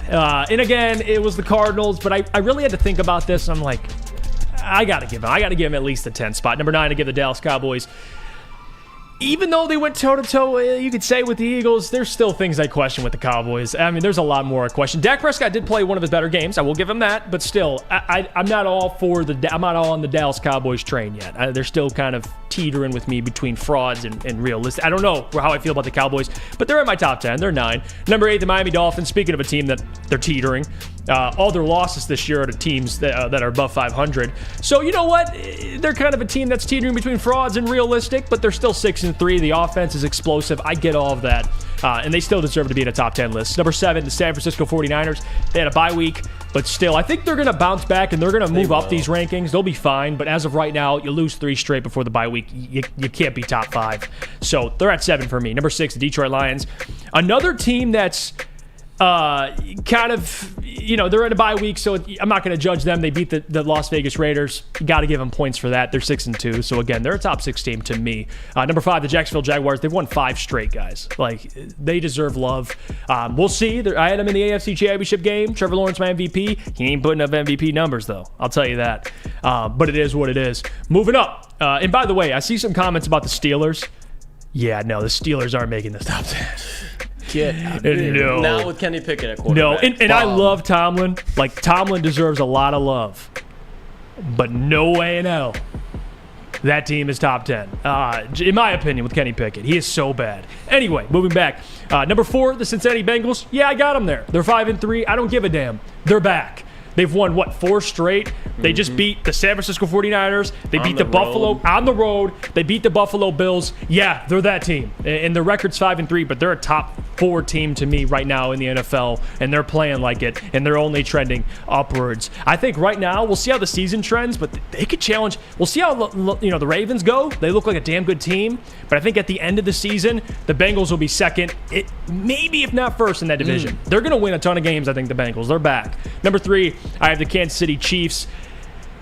It's the first time we've really seen Patrick look kind of human. And at least with the receivers, they're kind of figuring it out. But the good thing is they have a hell of a defense, and that's what Mahomes has not had his entire career, is that type of defense. The defense is helping them win games. They're still a good team. But I think the Baltimore Ravens, because of how they've won games, are better as of right now. And, of course, Baltimore leading to me the highest point differential in the NFL. They have a plus 110. They're destroying teams. And point differential isn't everything, but, man, you're blowing out top NFC teams. That's incredible. Baltimore's number 2. And, of course, who else but the Philadelphia Eagles at number 1? Dude, I mean, they're the team to beat. They just are. They're defensively, the secondary's got questions, but regardless, that defense is playing pretty well. And, of course, the offense is the offense. I think Jalen Hurts has the highest pass rating when trailing. Yeah, and then Dak Prescott had the last. Yeah. So the polar opposites there, but Jalen Hurts is that guy. He's starting to look like Jalen Hurts of last year, and I think Philly, in the entire NFL, is the team to beat. They just find ways to win. And I don't know who to give credit to. It isn't pretty, but they're finding ways to win, and to me, that's a good football team. They're not even playing their best offensively yet, Sam, and they're still finding ways to win football games. Oh, yeah. But that's my top 10 list. A little different, but we still agree on the 10th team, the first team, and I think we have some other teams maybe in the same situation. But Lucas, Klotz, JB, what do you guys think? Put our list side by side. Oh, yeah, I'll put them side by side for a second. And when I'm looking at them, I don't really hate anything. The one thing I would say is I'm still going to put the Seattle Seahawks above the Cleveland Browns. I mean, just because look, the Lions look pretty damn similar to how the Seahawks did this weekend, and I think the Lions are a better team than the Cleveland Browns. I think the Seahawks are near that same tier as the Lions. And the one that both you guys did that I don't hate it just because the Eagles do look good. I'm sorry, the Baltimore Ravens are the number 1 team in the NFL right now. Right now. Maybe not 4 weeks ago, but right now, the Baltimore Ravens are the number 1 team in the NFL. And then both you guys had the Jags in front of the Lions, just based off the quarterback play. Both defenses are playing well. I'd put the Lions ahead of the Jags. Otherwise than that, like I said, Ravens 1. I'm putting Seahawks in front of the Browns, and I'm putting the Lions in front of the Jaguars. No, I don't hate any of that. Like, the whole Lions and Jaguars thing, that was probably the one that I wrestled with the hardest. I guess my response to the Baltimore thing, I'm very, very big on resume. My response to that would be don't lose to the Colts at home. That's all I'll say. I get that, but outside of that week, it's hard to say. And I believe the week when they played the Steelers, I don't know if it was home or away, but either way, Lamar didn't look the best. Outside of those 2 games, like, the Ravens have looked like, in my opinion, the clear team. Because even the Eagles, the first stretch of the season, like, there was a couple games you're like, what the hell is going on in Philadelphia? And I understand they're a one-loss team, but the Eagles could very well be a two-loss team. So that's why the records, I know it's a one-loss record advantage for Philadelphia, but I don't really care. I think the Ravens are the best team in the NFL right now. And you could make a case. You could. Like defensively, yes, offensively, special teams. They got the best kicker in the league. You could make the case. Coaching. And I don't hate it. The only reason why I'll go with Philly is it's like some of the times, because to your point, though, the Ravens and the way they win, they've had 2 dominant wins against 2 good NFC teams.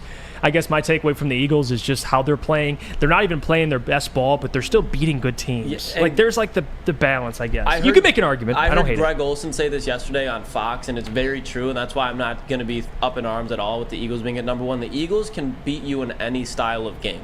The Eagles, if you want to put up a 30-point shootout, Jalen Hurts can give that to you. It's Devontae Smith and A.J. Brown. I know Dallas Goedert just got hurt, but they have the firepower to do that. If you had a defensive game, they can lock you down up front. Their secondary is concerning, another reason why I put Ravens ahead of them.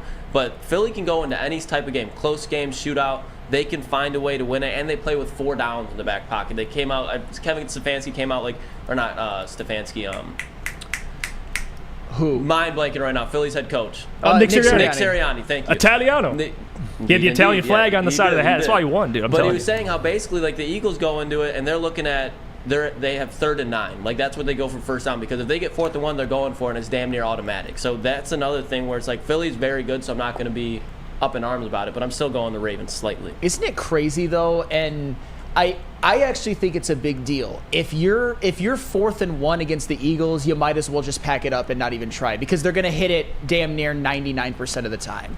It's absolutely unbelievable. And the funny thing too is that other teams don't hit it like that. I was fully on the whole ban the tush push thing, but the fact that you see other teams try it and consistently not get the first, there just must be something special with the way the Eagles do it. Maybe it's because what doesn't Jalen Hurts squat like 650 or something like that? Jalen Hurts is like Nick Chubb at the quarterback position. Absolutely, and I think that helps.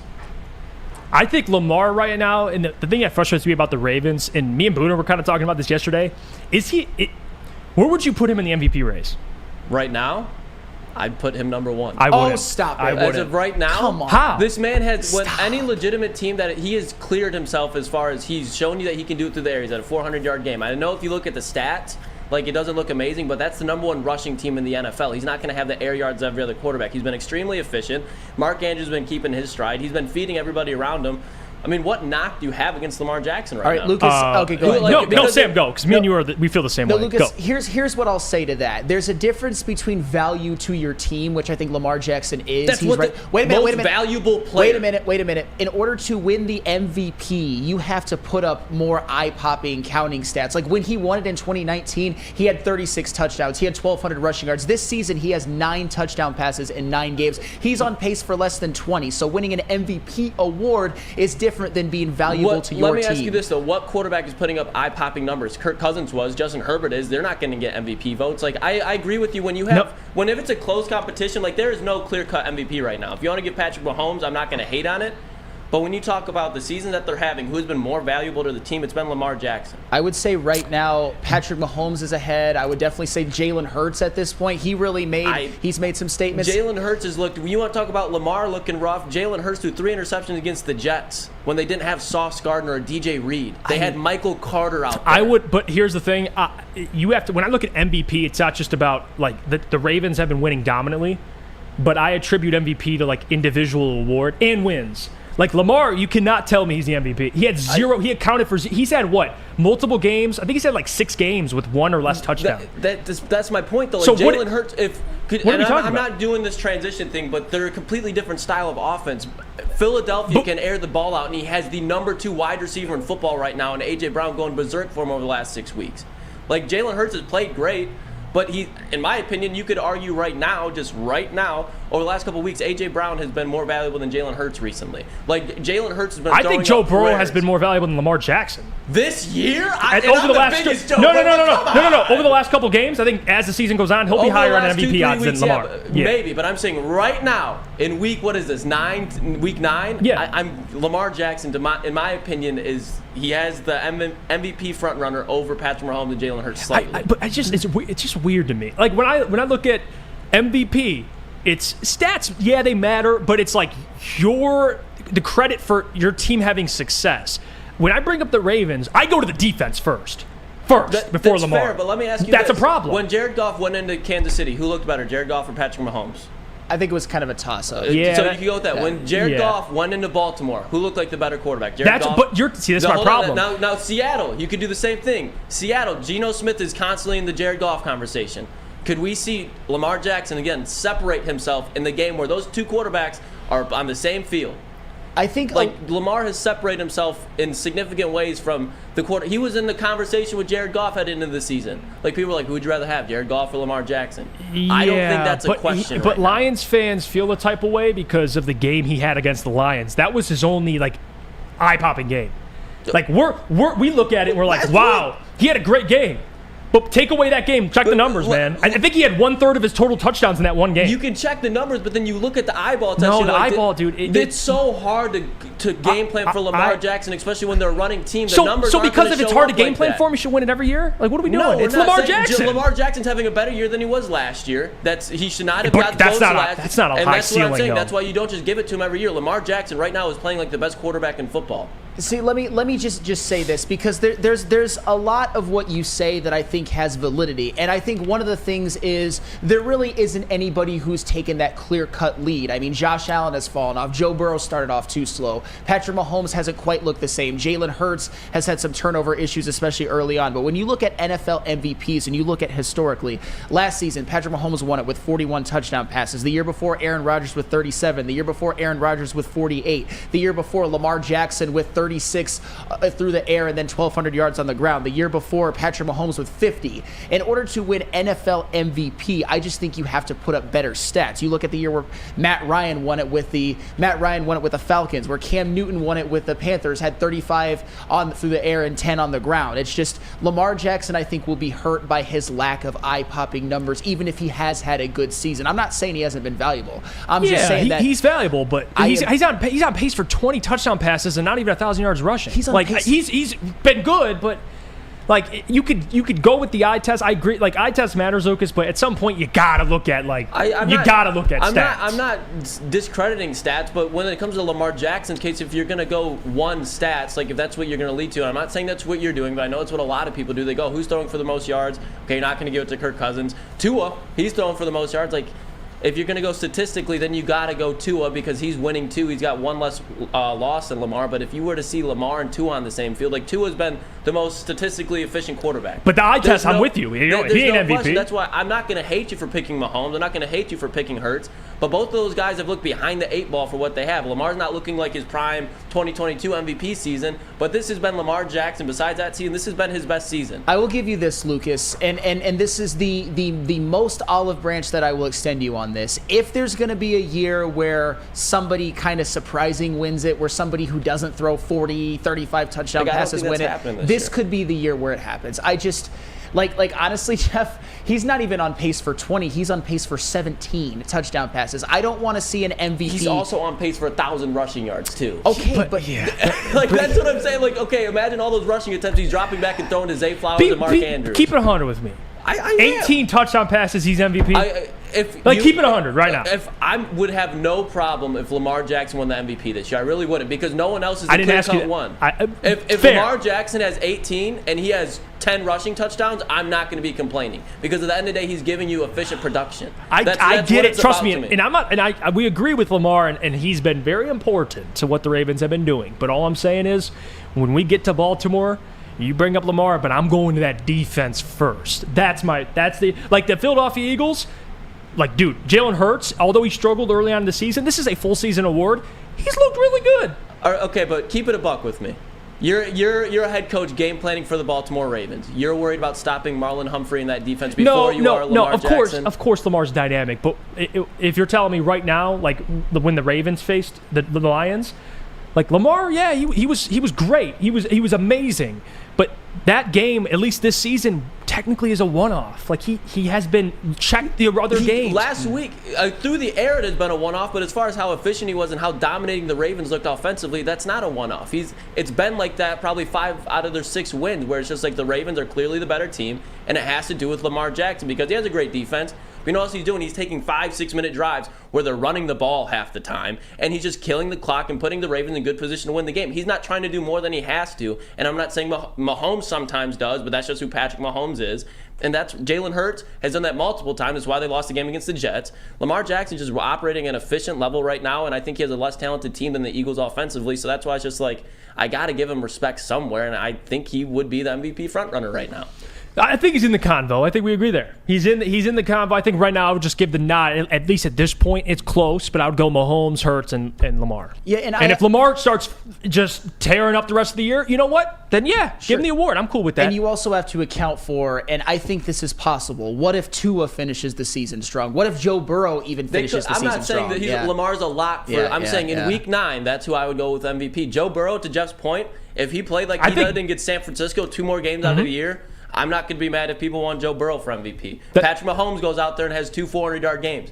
I'm not going to be mad. But right now, there's not a clear-cut one. That's fair. There is no clear-cut favorite right now. That's 100% fair. I would go, I think my thing is I think Burrow at the end of the season will be higher than Lamar. And that's not a slight. I just think the way, and maybe even Hurts. I think Burrow could be like 2. The way he's playing. I don't hate that Dude, argument. he's playing really well, but at this point, Lucas is right. Lamar's in the conversation. I mean, the Ravens are one of the most dominant teams. He has to be in the conversation. All right, let's go to break. When we come back, maybe we'll start, I guess it's already 34, so maybe we'll get to what's trending with Lucas, and we'll chop it up about what we got here. But first, I do got to hear about our friends from Guardian Alarm. Of course. Let Guardian Alarm offer you customized solutions from real experts. Our professional technicians take the time to recommend security and automation solutions specific to your needs. 24/7 professional monitoring. Call us anytime, day or night, and know that a Guardian team member will stay on the phone as long as needed. Technology backed by people. Your safety and security deserves technology that's been proven to work and people have been proven to care. Call 1-800-STAY-OUT. That's 1-800-STAY-OUT. Guardian Alarm, your local security experts. Woodward Sports' own Tom Mazaway and Sam Stick Day will be hosting our Lions postgame show after every Lions game all season long. Tune into the Woodward Sports YouTube channel for his hot-off-the-press takes, game analysis, and Kool-Aid sipping celebrations. You won't want to miss it. Join Maz, Stick, and special guests each week immediately following every Lions game, exclusively on the WSN YouTube channel. Where's the most convenient place to get that big fitness energy? It's Planet Fitness. Join today for just $1 down, $10 a month. With over 2,400 locations and equipment for every workout, you can get in, get energized, and get going. And with free fitness training and most clubs open 24 hours, everyone belongs in the judgment-free zone. So join today for $1 down, $10 a month, no commitment, cancel anytime. Deal ends Wednesday, September 13th. Join now at any Metro Detroit location. Hurry, offer ends soon. Brace yourselves, Detroit. As the sun begins to set, 2 of Woodward Sports' brightest young stars will be taking the mic for a brand new show. Woodward Nights with Spooner and Broder. The dog days in Detroit are over, and the boys are unleashed. Join in on the banter and hop on the bandwagon of the #1 night show on the internet. Tune into the Woodward Sports YouTube channel every weeknight from 8 to 10 p.m. Woodward Nights with Spooner and Broder. What happens when you run a great business for over 50 years? You expand and offer more products to more people. That is exactly what Les Stanford has been doing by adding Les Stanford Buick GMC, the same great service that customers have come to know and trust on Woodward Avenue, just south of 9 Mile. Check out Les Stanford in Dearborn today. Find the brand you want at lesstanford.com.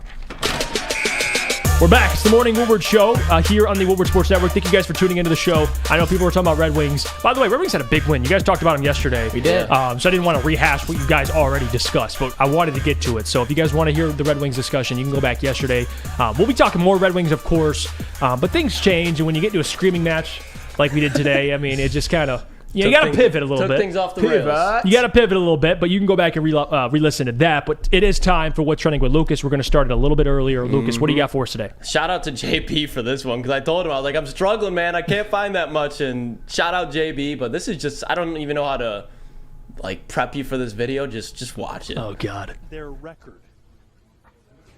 And that's the reason I think Estrada should end this quickly. Atkins reluctant to come out of her corner. Aiden left up 1, 2, 3, 4. It was Lamb versus Lion. It is over. One of the quickest knockouts in women's boxing. Lights out. And the caption for that video was, who let this fight happen? But you guys just brought up the wings. And I'll use this to transition it so we get a quick Wings topic. Hopefully that'll be the Redwings tonight in New York against the Rangers. But that video was just fucking wild, bro. Pieced her up in under 5 seconds. Oh my God. That, you know what? You know, I always think in my head, you know, and this isn't just boxing, because I love the UFC, and JB, you'd understand this. Guys that go through training, like training camp and prep for months, and women too, and then you just get out there and get knocked out in 10 seconds. 10 seconds. That's terrible. Not even. That wasn't even 10 seconds. That was like 5. Like it's how I felt watching Ben Askren when he got the flying knee of monster. Like he trained for months. You have butterflies the night before. You know you're shaking. You're like, man, this is the biggest fight of my life. And then you just go to sleep as soon as round 1 starts. That's the fight game for nothing. Like, look at this chick. She's like, man, I've been prepping for this, man. Like, I can't wait. All the training I had to endure, and then just oh, she's already down. God. Hands up, cover your face. Oh, who farted says play it again? That sounded like Jeff Iafrate calling that fight. I didn't hear the dude. Here, I'll put the V back on. I'll give it some volume. Was that where I was?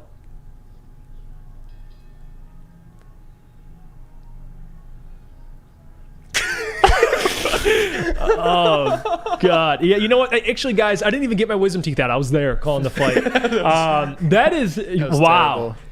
Wow. Justin O says that this was a replacement fighter. Was that true? I don't know if that was true or not. She's actually an amateur. That sounds about right. I believe it. Oh my goodness. There's no like I've never seen any matchup in any professional sport be that much of a mismatch. We should 3-second knockout. We should do like. I mean, imagine we had a Woodward boxing. That's what I was going to say. Any disagreements? Like you have a debate. Okay, you think of a Troy bot? Get in the ring. Let's go. No, then I just get knocked out. That is incredible. I didn't tune into that fight, but women's boxing, man, you got stuff like that happening. You got to watch. No, I can watch boxing. I love Caleb Plant. That's my boy. Yeah, Jared Anderson from Toledo. Big baby. Yeah, He's a dog. Boxing in combat sports. I used to love boxing, and then I got into UFC. I used to love the WWE actually when I was younger, but things but hold on.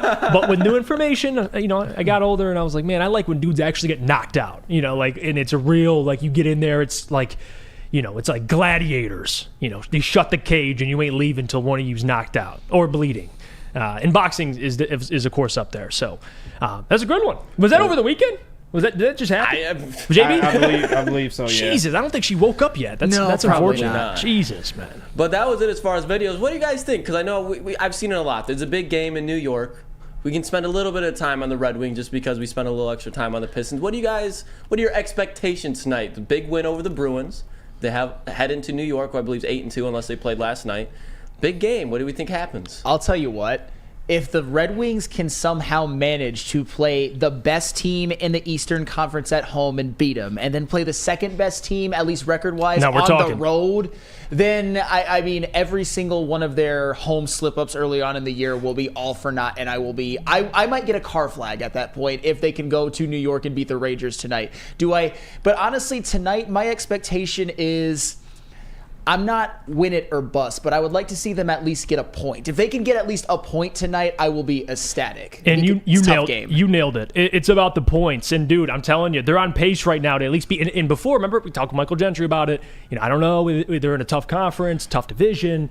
Are they going to have enough points? Dude, they're on track right now. I mean, they're 7-4-1. They just took down a team with no losses, and now they got the Rangers, another big test. So again, they're on the road, a little different. They were at home over the weekend, but still. I think this is a playoff team, and there's a lot of season left. But to your point, Sam, just get a point. Well, here's the reality. Just get a point. When you look at the Eastern Conference, if we're just going off an early season record, the Detroit Red Wings are tied for third in the entire Eastern Conference with the New Jersey Devils. The Bruins have 21, the Rangers have 17, and the Red Wings and the Devils are tied for 15. So this whole playoffs or bust thing, it's off to a good start, even though they've taken some losses that I think were a little bit disappointing. So they're right on track. As I said, this year has to be playoffs.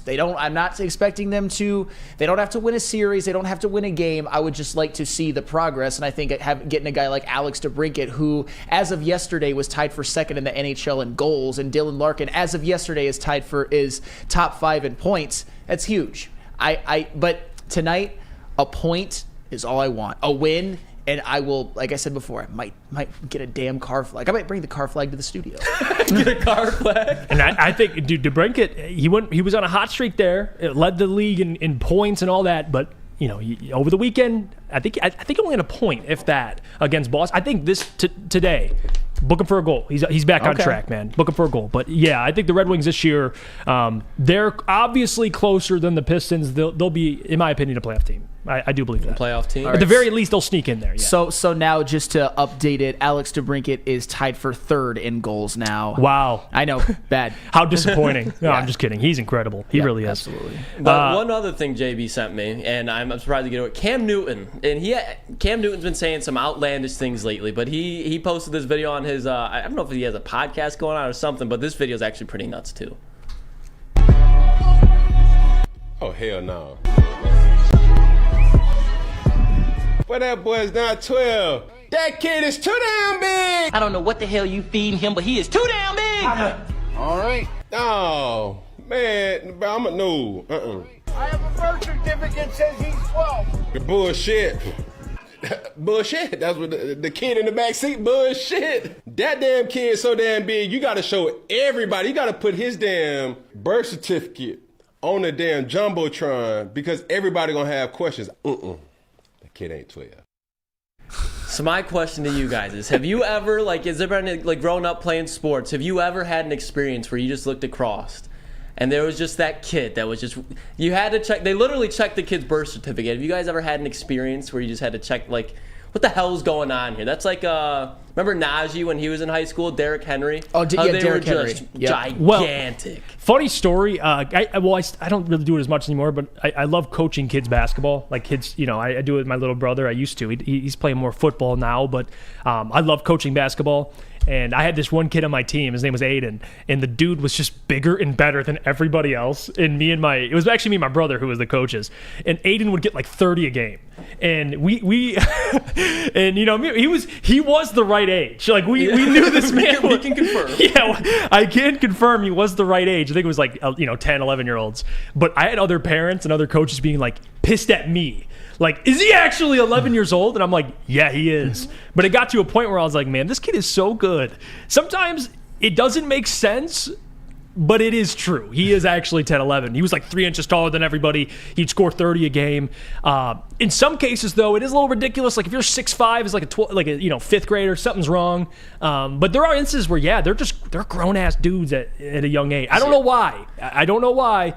I don't know what they're feeding kids now, but there is truth to that. This one time I got invited to a camp down in Florida. Lamar Jackson was there. I dropped a pass from Lamar Jackson. I can say that. It was my junior year in high school. I go down there and we're in Hollywood, Florida. And I don't know if you guys know anything about South Florida football, but those motherfuckers are different specimens. I go up and I knew I was out of my element. I show up and it's nothing like that. Only white wide receiver there. And I'm like, oh God. I was like, this is gonna be a long day. This man named Al Blades Jr., 5-star corner. He played at the U. Oh my God, the U? The U. The U. 5-star corner. He was Al Blades Sr. was his father, and he played in the NFL. And I have never, the only time in my life that he's playing press man coverage, this man picks me up off my fucking ass in front of Lamar Jackson, keep in mind, and boom, and just embarrasses me. I have never felt more demasculated. And the kid's the same age as me. He was probably 6 foot. He wasn't that tall. I had height on him, but he was probably 205. It just did how fast the kids are down there, bro. It's insane. No, I don't get it. That's true. Kids down south. I lived in Georgia for a couple of years, and I played youth football. That was the end of my career. But after playing, then I went to basketball. I'm I ain't messing with football no more. After I moved to Georgia for 2 years, played a little bit of football. Those kids are built different. Mm-hmm. It's insane. And I didn't. I'm 6 foot, but I didn't hit my growth spurt till high school. I was probably about 5'7" in middle school. I was a little smaller, whatever, 5'6", whatever. The average height minus a couple inches. That's how tall I was. These kids, man, in 6th and 7th grade were 6 foot, 6'2", 200 pounds. And the coach was like, hey, buddy, get in the defensive line, get with the other guys and work with them. And I'm like, are you sure? Like, I'm tiny as hell. And I'm getting ragged all around. And that's when I realized that down south, it's different. Yeah. It's very different, Sam. Yeah. No, and I don't know. And listen, you could have checked their birth certificates. I don't know how legit it is, but those dudes it's real. Like, when you see a sixth grader at 6'2", it's real. Oh, yeah. And by the way, shout out Al Blades Jr. He actually transferred to Duke and is actually playing. He transferred? Yeah, he's about to probably set his career high in tackles in a season. So shout out Al Blades Jr. I had to look him up. I guess if I had one experience like that, it was during youth football back in the day. I had a teammate, and I'm not going to say his full name. His first name was Bob, and he was he actually passed away at a young age. So like shout out Bob. But he was he wasn't big, but he was crazy. You know the types? The guys who like you'd be on the line, there'd be right. Not even they're just like making noises more so than even talking on the field. Like he never reached his full potential because he had some issues. But anyway, shout out. But he just hit so hard, and he's the type of guy who when you're going on tackling drills and you're going up against him, you're just like, oh shit, because he will just rock you, and every single time you'd be like counting who's in line. Okay, I got Bob. I might die today. So yeah, it was the kid that lowered with the crown of his helmet at all times possible. Well, if this is very, very old school, and a lot of people are gonna laugh at me for this, but if you're an old school football fan, what that kid Bob was to Springfield High School practice football back in the day was that version of Hardy Brown, an old school NFL player who wasn't big, but he just like he would knock people out of the game with like his shoulder or whatever. It was just hurt him. Legend was that people thought that he had like plates in his shoulder or something, or like extra padding, but no, he would rock people. That was That was who I had to go up against in tackling drills and would consistently get rocked. A grown-ass man. Grown-ass man. That's who we Anybody in the chat, Hardy Brown, or am I talking to a wall? Hardy Brown. You dropped that Hardy Brown bar, and I had no clue. Jesse Adams says, rip Bobby. He was a good dude. Does Jesse know him? Like, what's going on? I'm confused. It is what it is. Hey, Joe Westfall, damn flannel, Hardy Brown. You know about Hardy Brown. Oh, well, that'll be it, boys, for What's Trending. We'll be back tomorrow. We'll get more videos. It was just a slow day. Like, I was expecting something from that Monday night game, like something good out of there, but Jesus Christ, that was just a brutal game to watch. Shout out the Chargers defensive line, though. Shout out, Dogs. Hey, Khalil Mack. I'm not saying he's going to win it, but he's the Chargers. Don't do this. He's in all-pro discussion. Oh, yeah. Oh, okay. Yeah. I thought you were saying I thought you were doubling down on your defensive player of the year. He'll get some third or fourth place votes. If I got to think, the people I put before Khalil Mack, and this is not in any order, Bosa, yes, Nick Bosa, I don't know if I'd put Myles Garrett, Micah Parsons, Max Crosby, and there's one that I'm forgetting too. TJ Watt. No, I take that back. No Nick Bosa right now. No Nick Bosa? He's just not on pace to where he usually I guess is. this year. I agree with you. The other ones, TJ Watt, Myles Garrett, Micah. I'll give it. Yeah, no, that's fair because I think he has like 4 sacks right now, 3.5, something like Max that. Crosby too, for sure. Oh, Max Crosby. I think he's leading. Yeah, he's leading that race. All right. Let's go to break. When we come back, we'll get in the mailbag, get your questions ready, of course. But first, we got to hear about our friends over at Lady Jane's. Lady Jane's Haircuts for Men, of course. Let me just get that real quick, if I can find it. There we go. Come to Lady Jane's Haircuts for Men, where I get my A+ haircuts from the A+ stylist. Shout out JC for the last one that I got. For an award-winning haircut experience, register to win a trip of your dreams and all expenses paid suite for the 2024 NCAA tournament. That's right, no expense spared for you and 5 of your best buds. Lady Jane's Haircuts for Men open 7 days a week. Walk in anytime. It's wicked awesome. Come hang with the Woodward Sports Crew all throughout football season on Saturdays and Sundays. Join our college football and Detroit Lions live watch parties. Inside the 5, caught, end zone, touchdown, Detroit Lions! With money on the line. Featuring different special guests and surprises. Start times will vary depending on the game. Only on our Woodward Sports YouTube channel.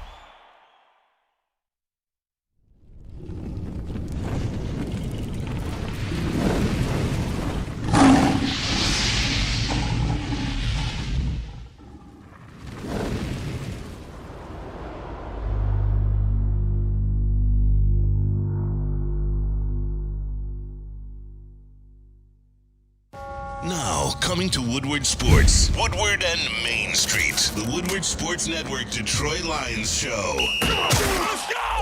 Catch Gabrielle D. Phillips, Matt Broder, and Terry Foster for all the latest news on your Detroit Lions every week. Only on the Woodward Sports Network YouTube channel and woodwardsports.com.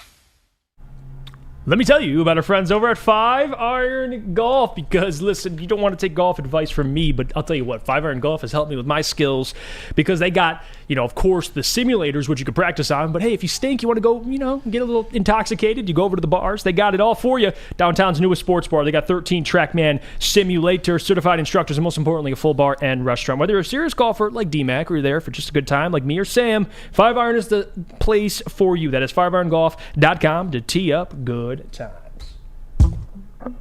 We're back. It's the Morning Woodward Show here on the Woodward Sports Network. And let's get to mailbag. Let's get to the questions. They're already coming through. Of course, I know someone said we need like a Jeff bullying story. Well, the only time I really got, I kind of kept to myself. I never really got bullied. Luckily, sports helped me out with that. But I did get bullied in Georgia, though. Those boys are ruthless. Can't even blame you there. No. I was a little fat fuck growing up, too, so I would have gotten picked up. Hey, I'll admit it. I'll keep it 100 with you. Yeah, Georgia, I was a little chubby. I was in a new place. I had no friends. Oh. Everybody was 6'5" in 6th grade. Listen, it was a weird place. But Georgia, though, nice weather, I'll tell you that. A little bit of snow on the ground, they canceled schools. It's very different. I got bullied once. It was like the art time for Lucas. I was in 3rd grade playing basketball up at the rec. Kept taking my basketball. They kept throwing basketballs at me, and they were like 6th grade. And I told the kid, I was like, stop taking my basketball. Like I was shooting around, just trying to just mind my own business. Took my ball. You know what I did? I kicked the kid in his nuts. Ooh. And ever since then, I didn't take any shit. There you go. The kid was like 6'5", like same type of thing, like way bigger. I had to give him a good old nut shot. Yeah, the nut shot. Get away! Get away! That's exactly how you said it too.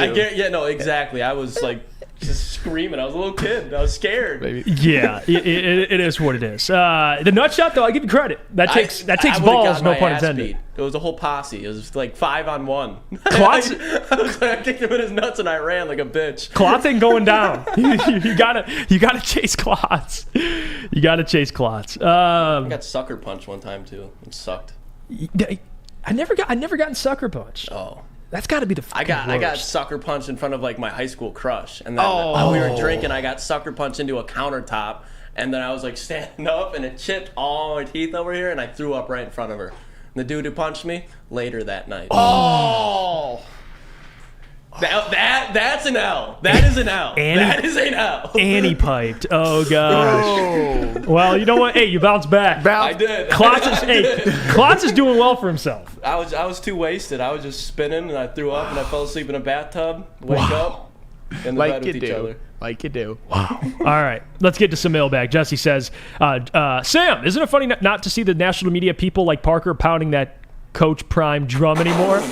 Wonder why that is. First of all, his name is Deion Sanders. I'm not calling him by that name anymore. And second of all, it's because Colorado is going to be a 4-8 team that blew that game to fucking Stanford when they were up 29-0. Deion Sanders isn't a good football coach. He is not a good football coach. And now, wait a minute, guys. The narrative has shifted from, oh my God, they're going to be a college football playoff team. Oh my God, they're going to win 8 or 9 games to...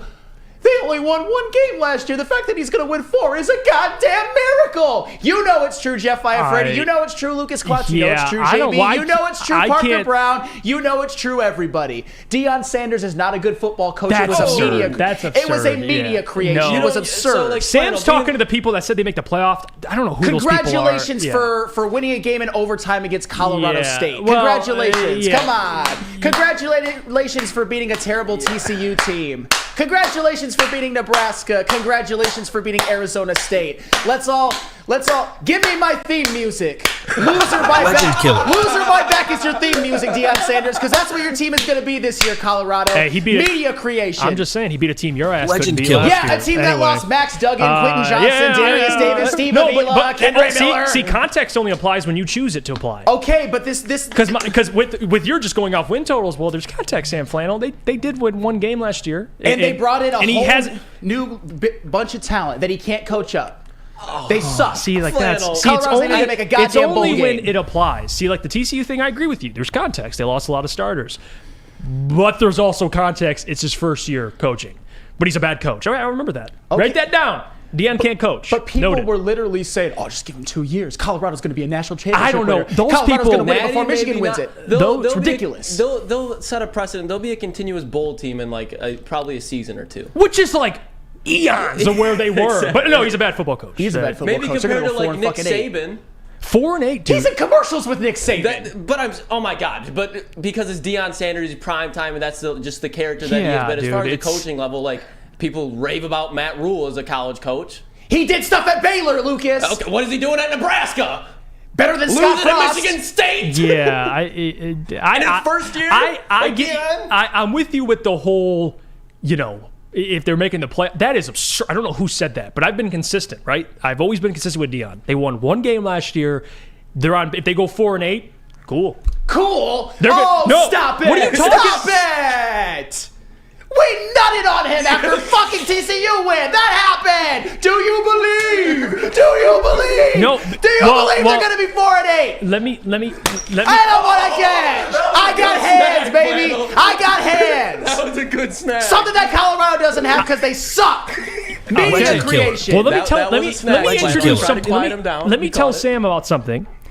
There's a thing called, recruiting classes. Let me educate you for a second. Deion's going to be able to recruit, okay? He was not able to do. You're right. He pulled in a ton of transfers, but to judge this man like it's one season or it's one season for the rest of his coaching career is absurd. But people acted like no. This is you. Don't say people. This is you. You're saying he's a bad coach. You're saying they're going to be 4-8, which is a disaster of a season. They are going to go 4-8. Okay. Flannel, you should be on SportsCenter top 10 after that grab. Thank you. I'm just saying that the goalpost moving with Deion Sanders is absurd. All right. I don't know who that people. Please name those people. He was who the biggest story in all of college football at the beginning of the year. Number one. He was on. People were talking about how just give him a couple of years. He's going to get Colorado to a national championship. He's going to get one before Jim Harbaugh. The nerve. That's okay. Now it makes sense. That's where it touched something sensitive. Pause. Because it's Jim Harbaugh. I believe that you will lose 8 games as opposed to 4 wins. I believe that you will lose 8 games as opposed to 4 wins. Absurd. We got to write that down. Legend killer. Deion can't coach. Write that one down. He can't coach. Jackson State, those teams had more talent. Because why, Sam? How long was he there for? He's an okay recruiter. Oh, my God, dude. Okay. All right. We'll end it there. A lot of win totals with no context today. That's been your thing today, Sam. Just wins. No context whatsoever, just wins. But Shiloh Sanders and Shedeur Sanders had really nice-looking chains and a watch. Okay, well, that I'll give you. I'll give you that one. Because that stuff was getting annoying. But he can't coach. We got that reminder, he cannot coach. All right, we'll get out of here. Appreciate you guys for joining the show. It's the Morning Woodward Show here on the Woodward Sports Network. You can join back in 11 to 1. That'll be Big D Energy, Neil Rule, Darren McCarty. I believe Neil Rule's back today, isn't he? Yeah, I think so. All right, cool. He's back. Ermanni and Edwards with Maz, of course, Heavies, and, of course, Woodward Nights, 8 p.m. to 10 p.m. Stick around. Thank you guys for tuning in. Can't wait. I'm glad I'm back with my guys. It's been a lot of fun. Until tomorrow, have a good Tuesday, everybody. See you Wednesday. Rather have Deion than Ryan Day.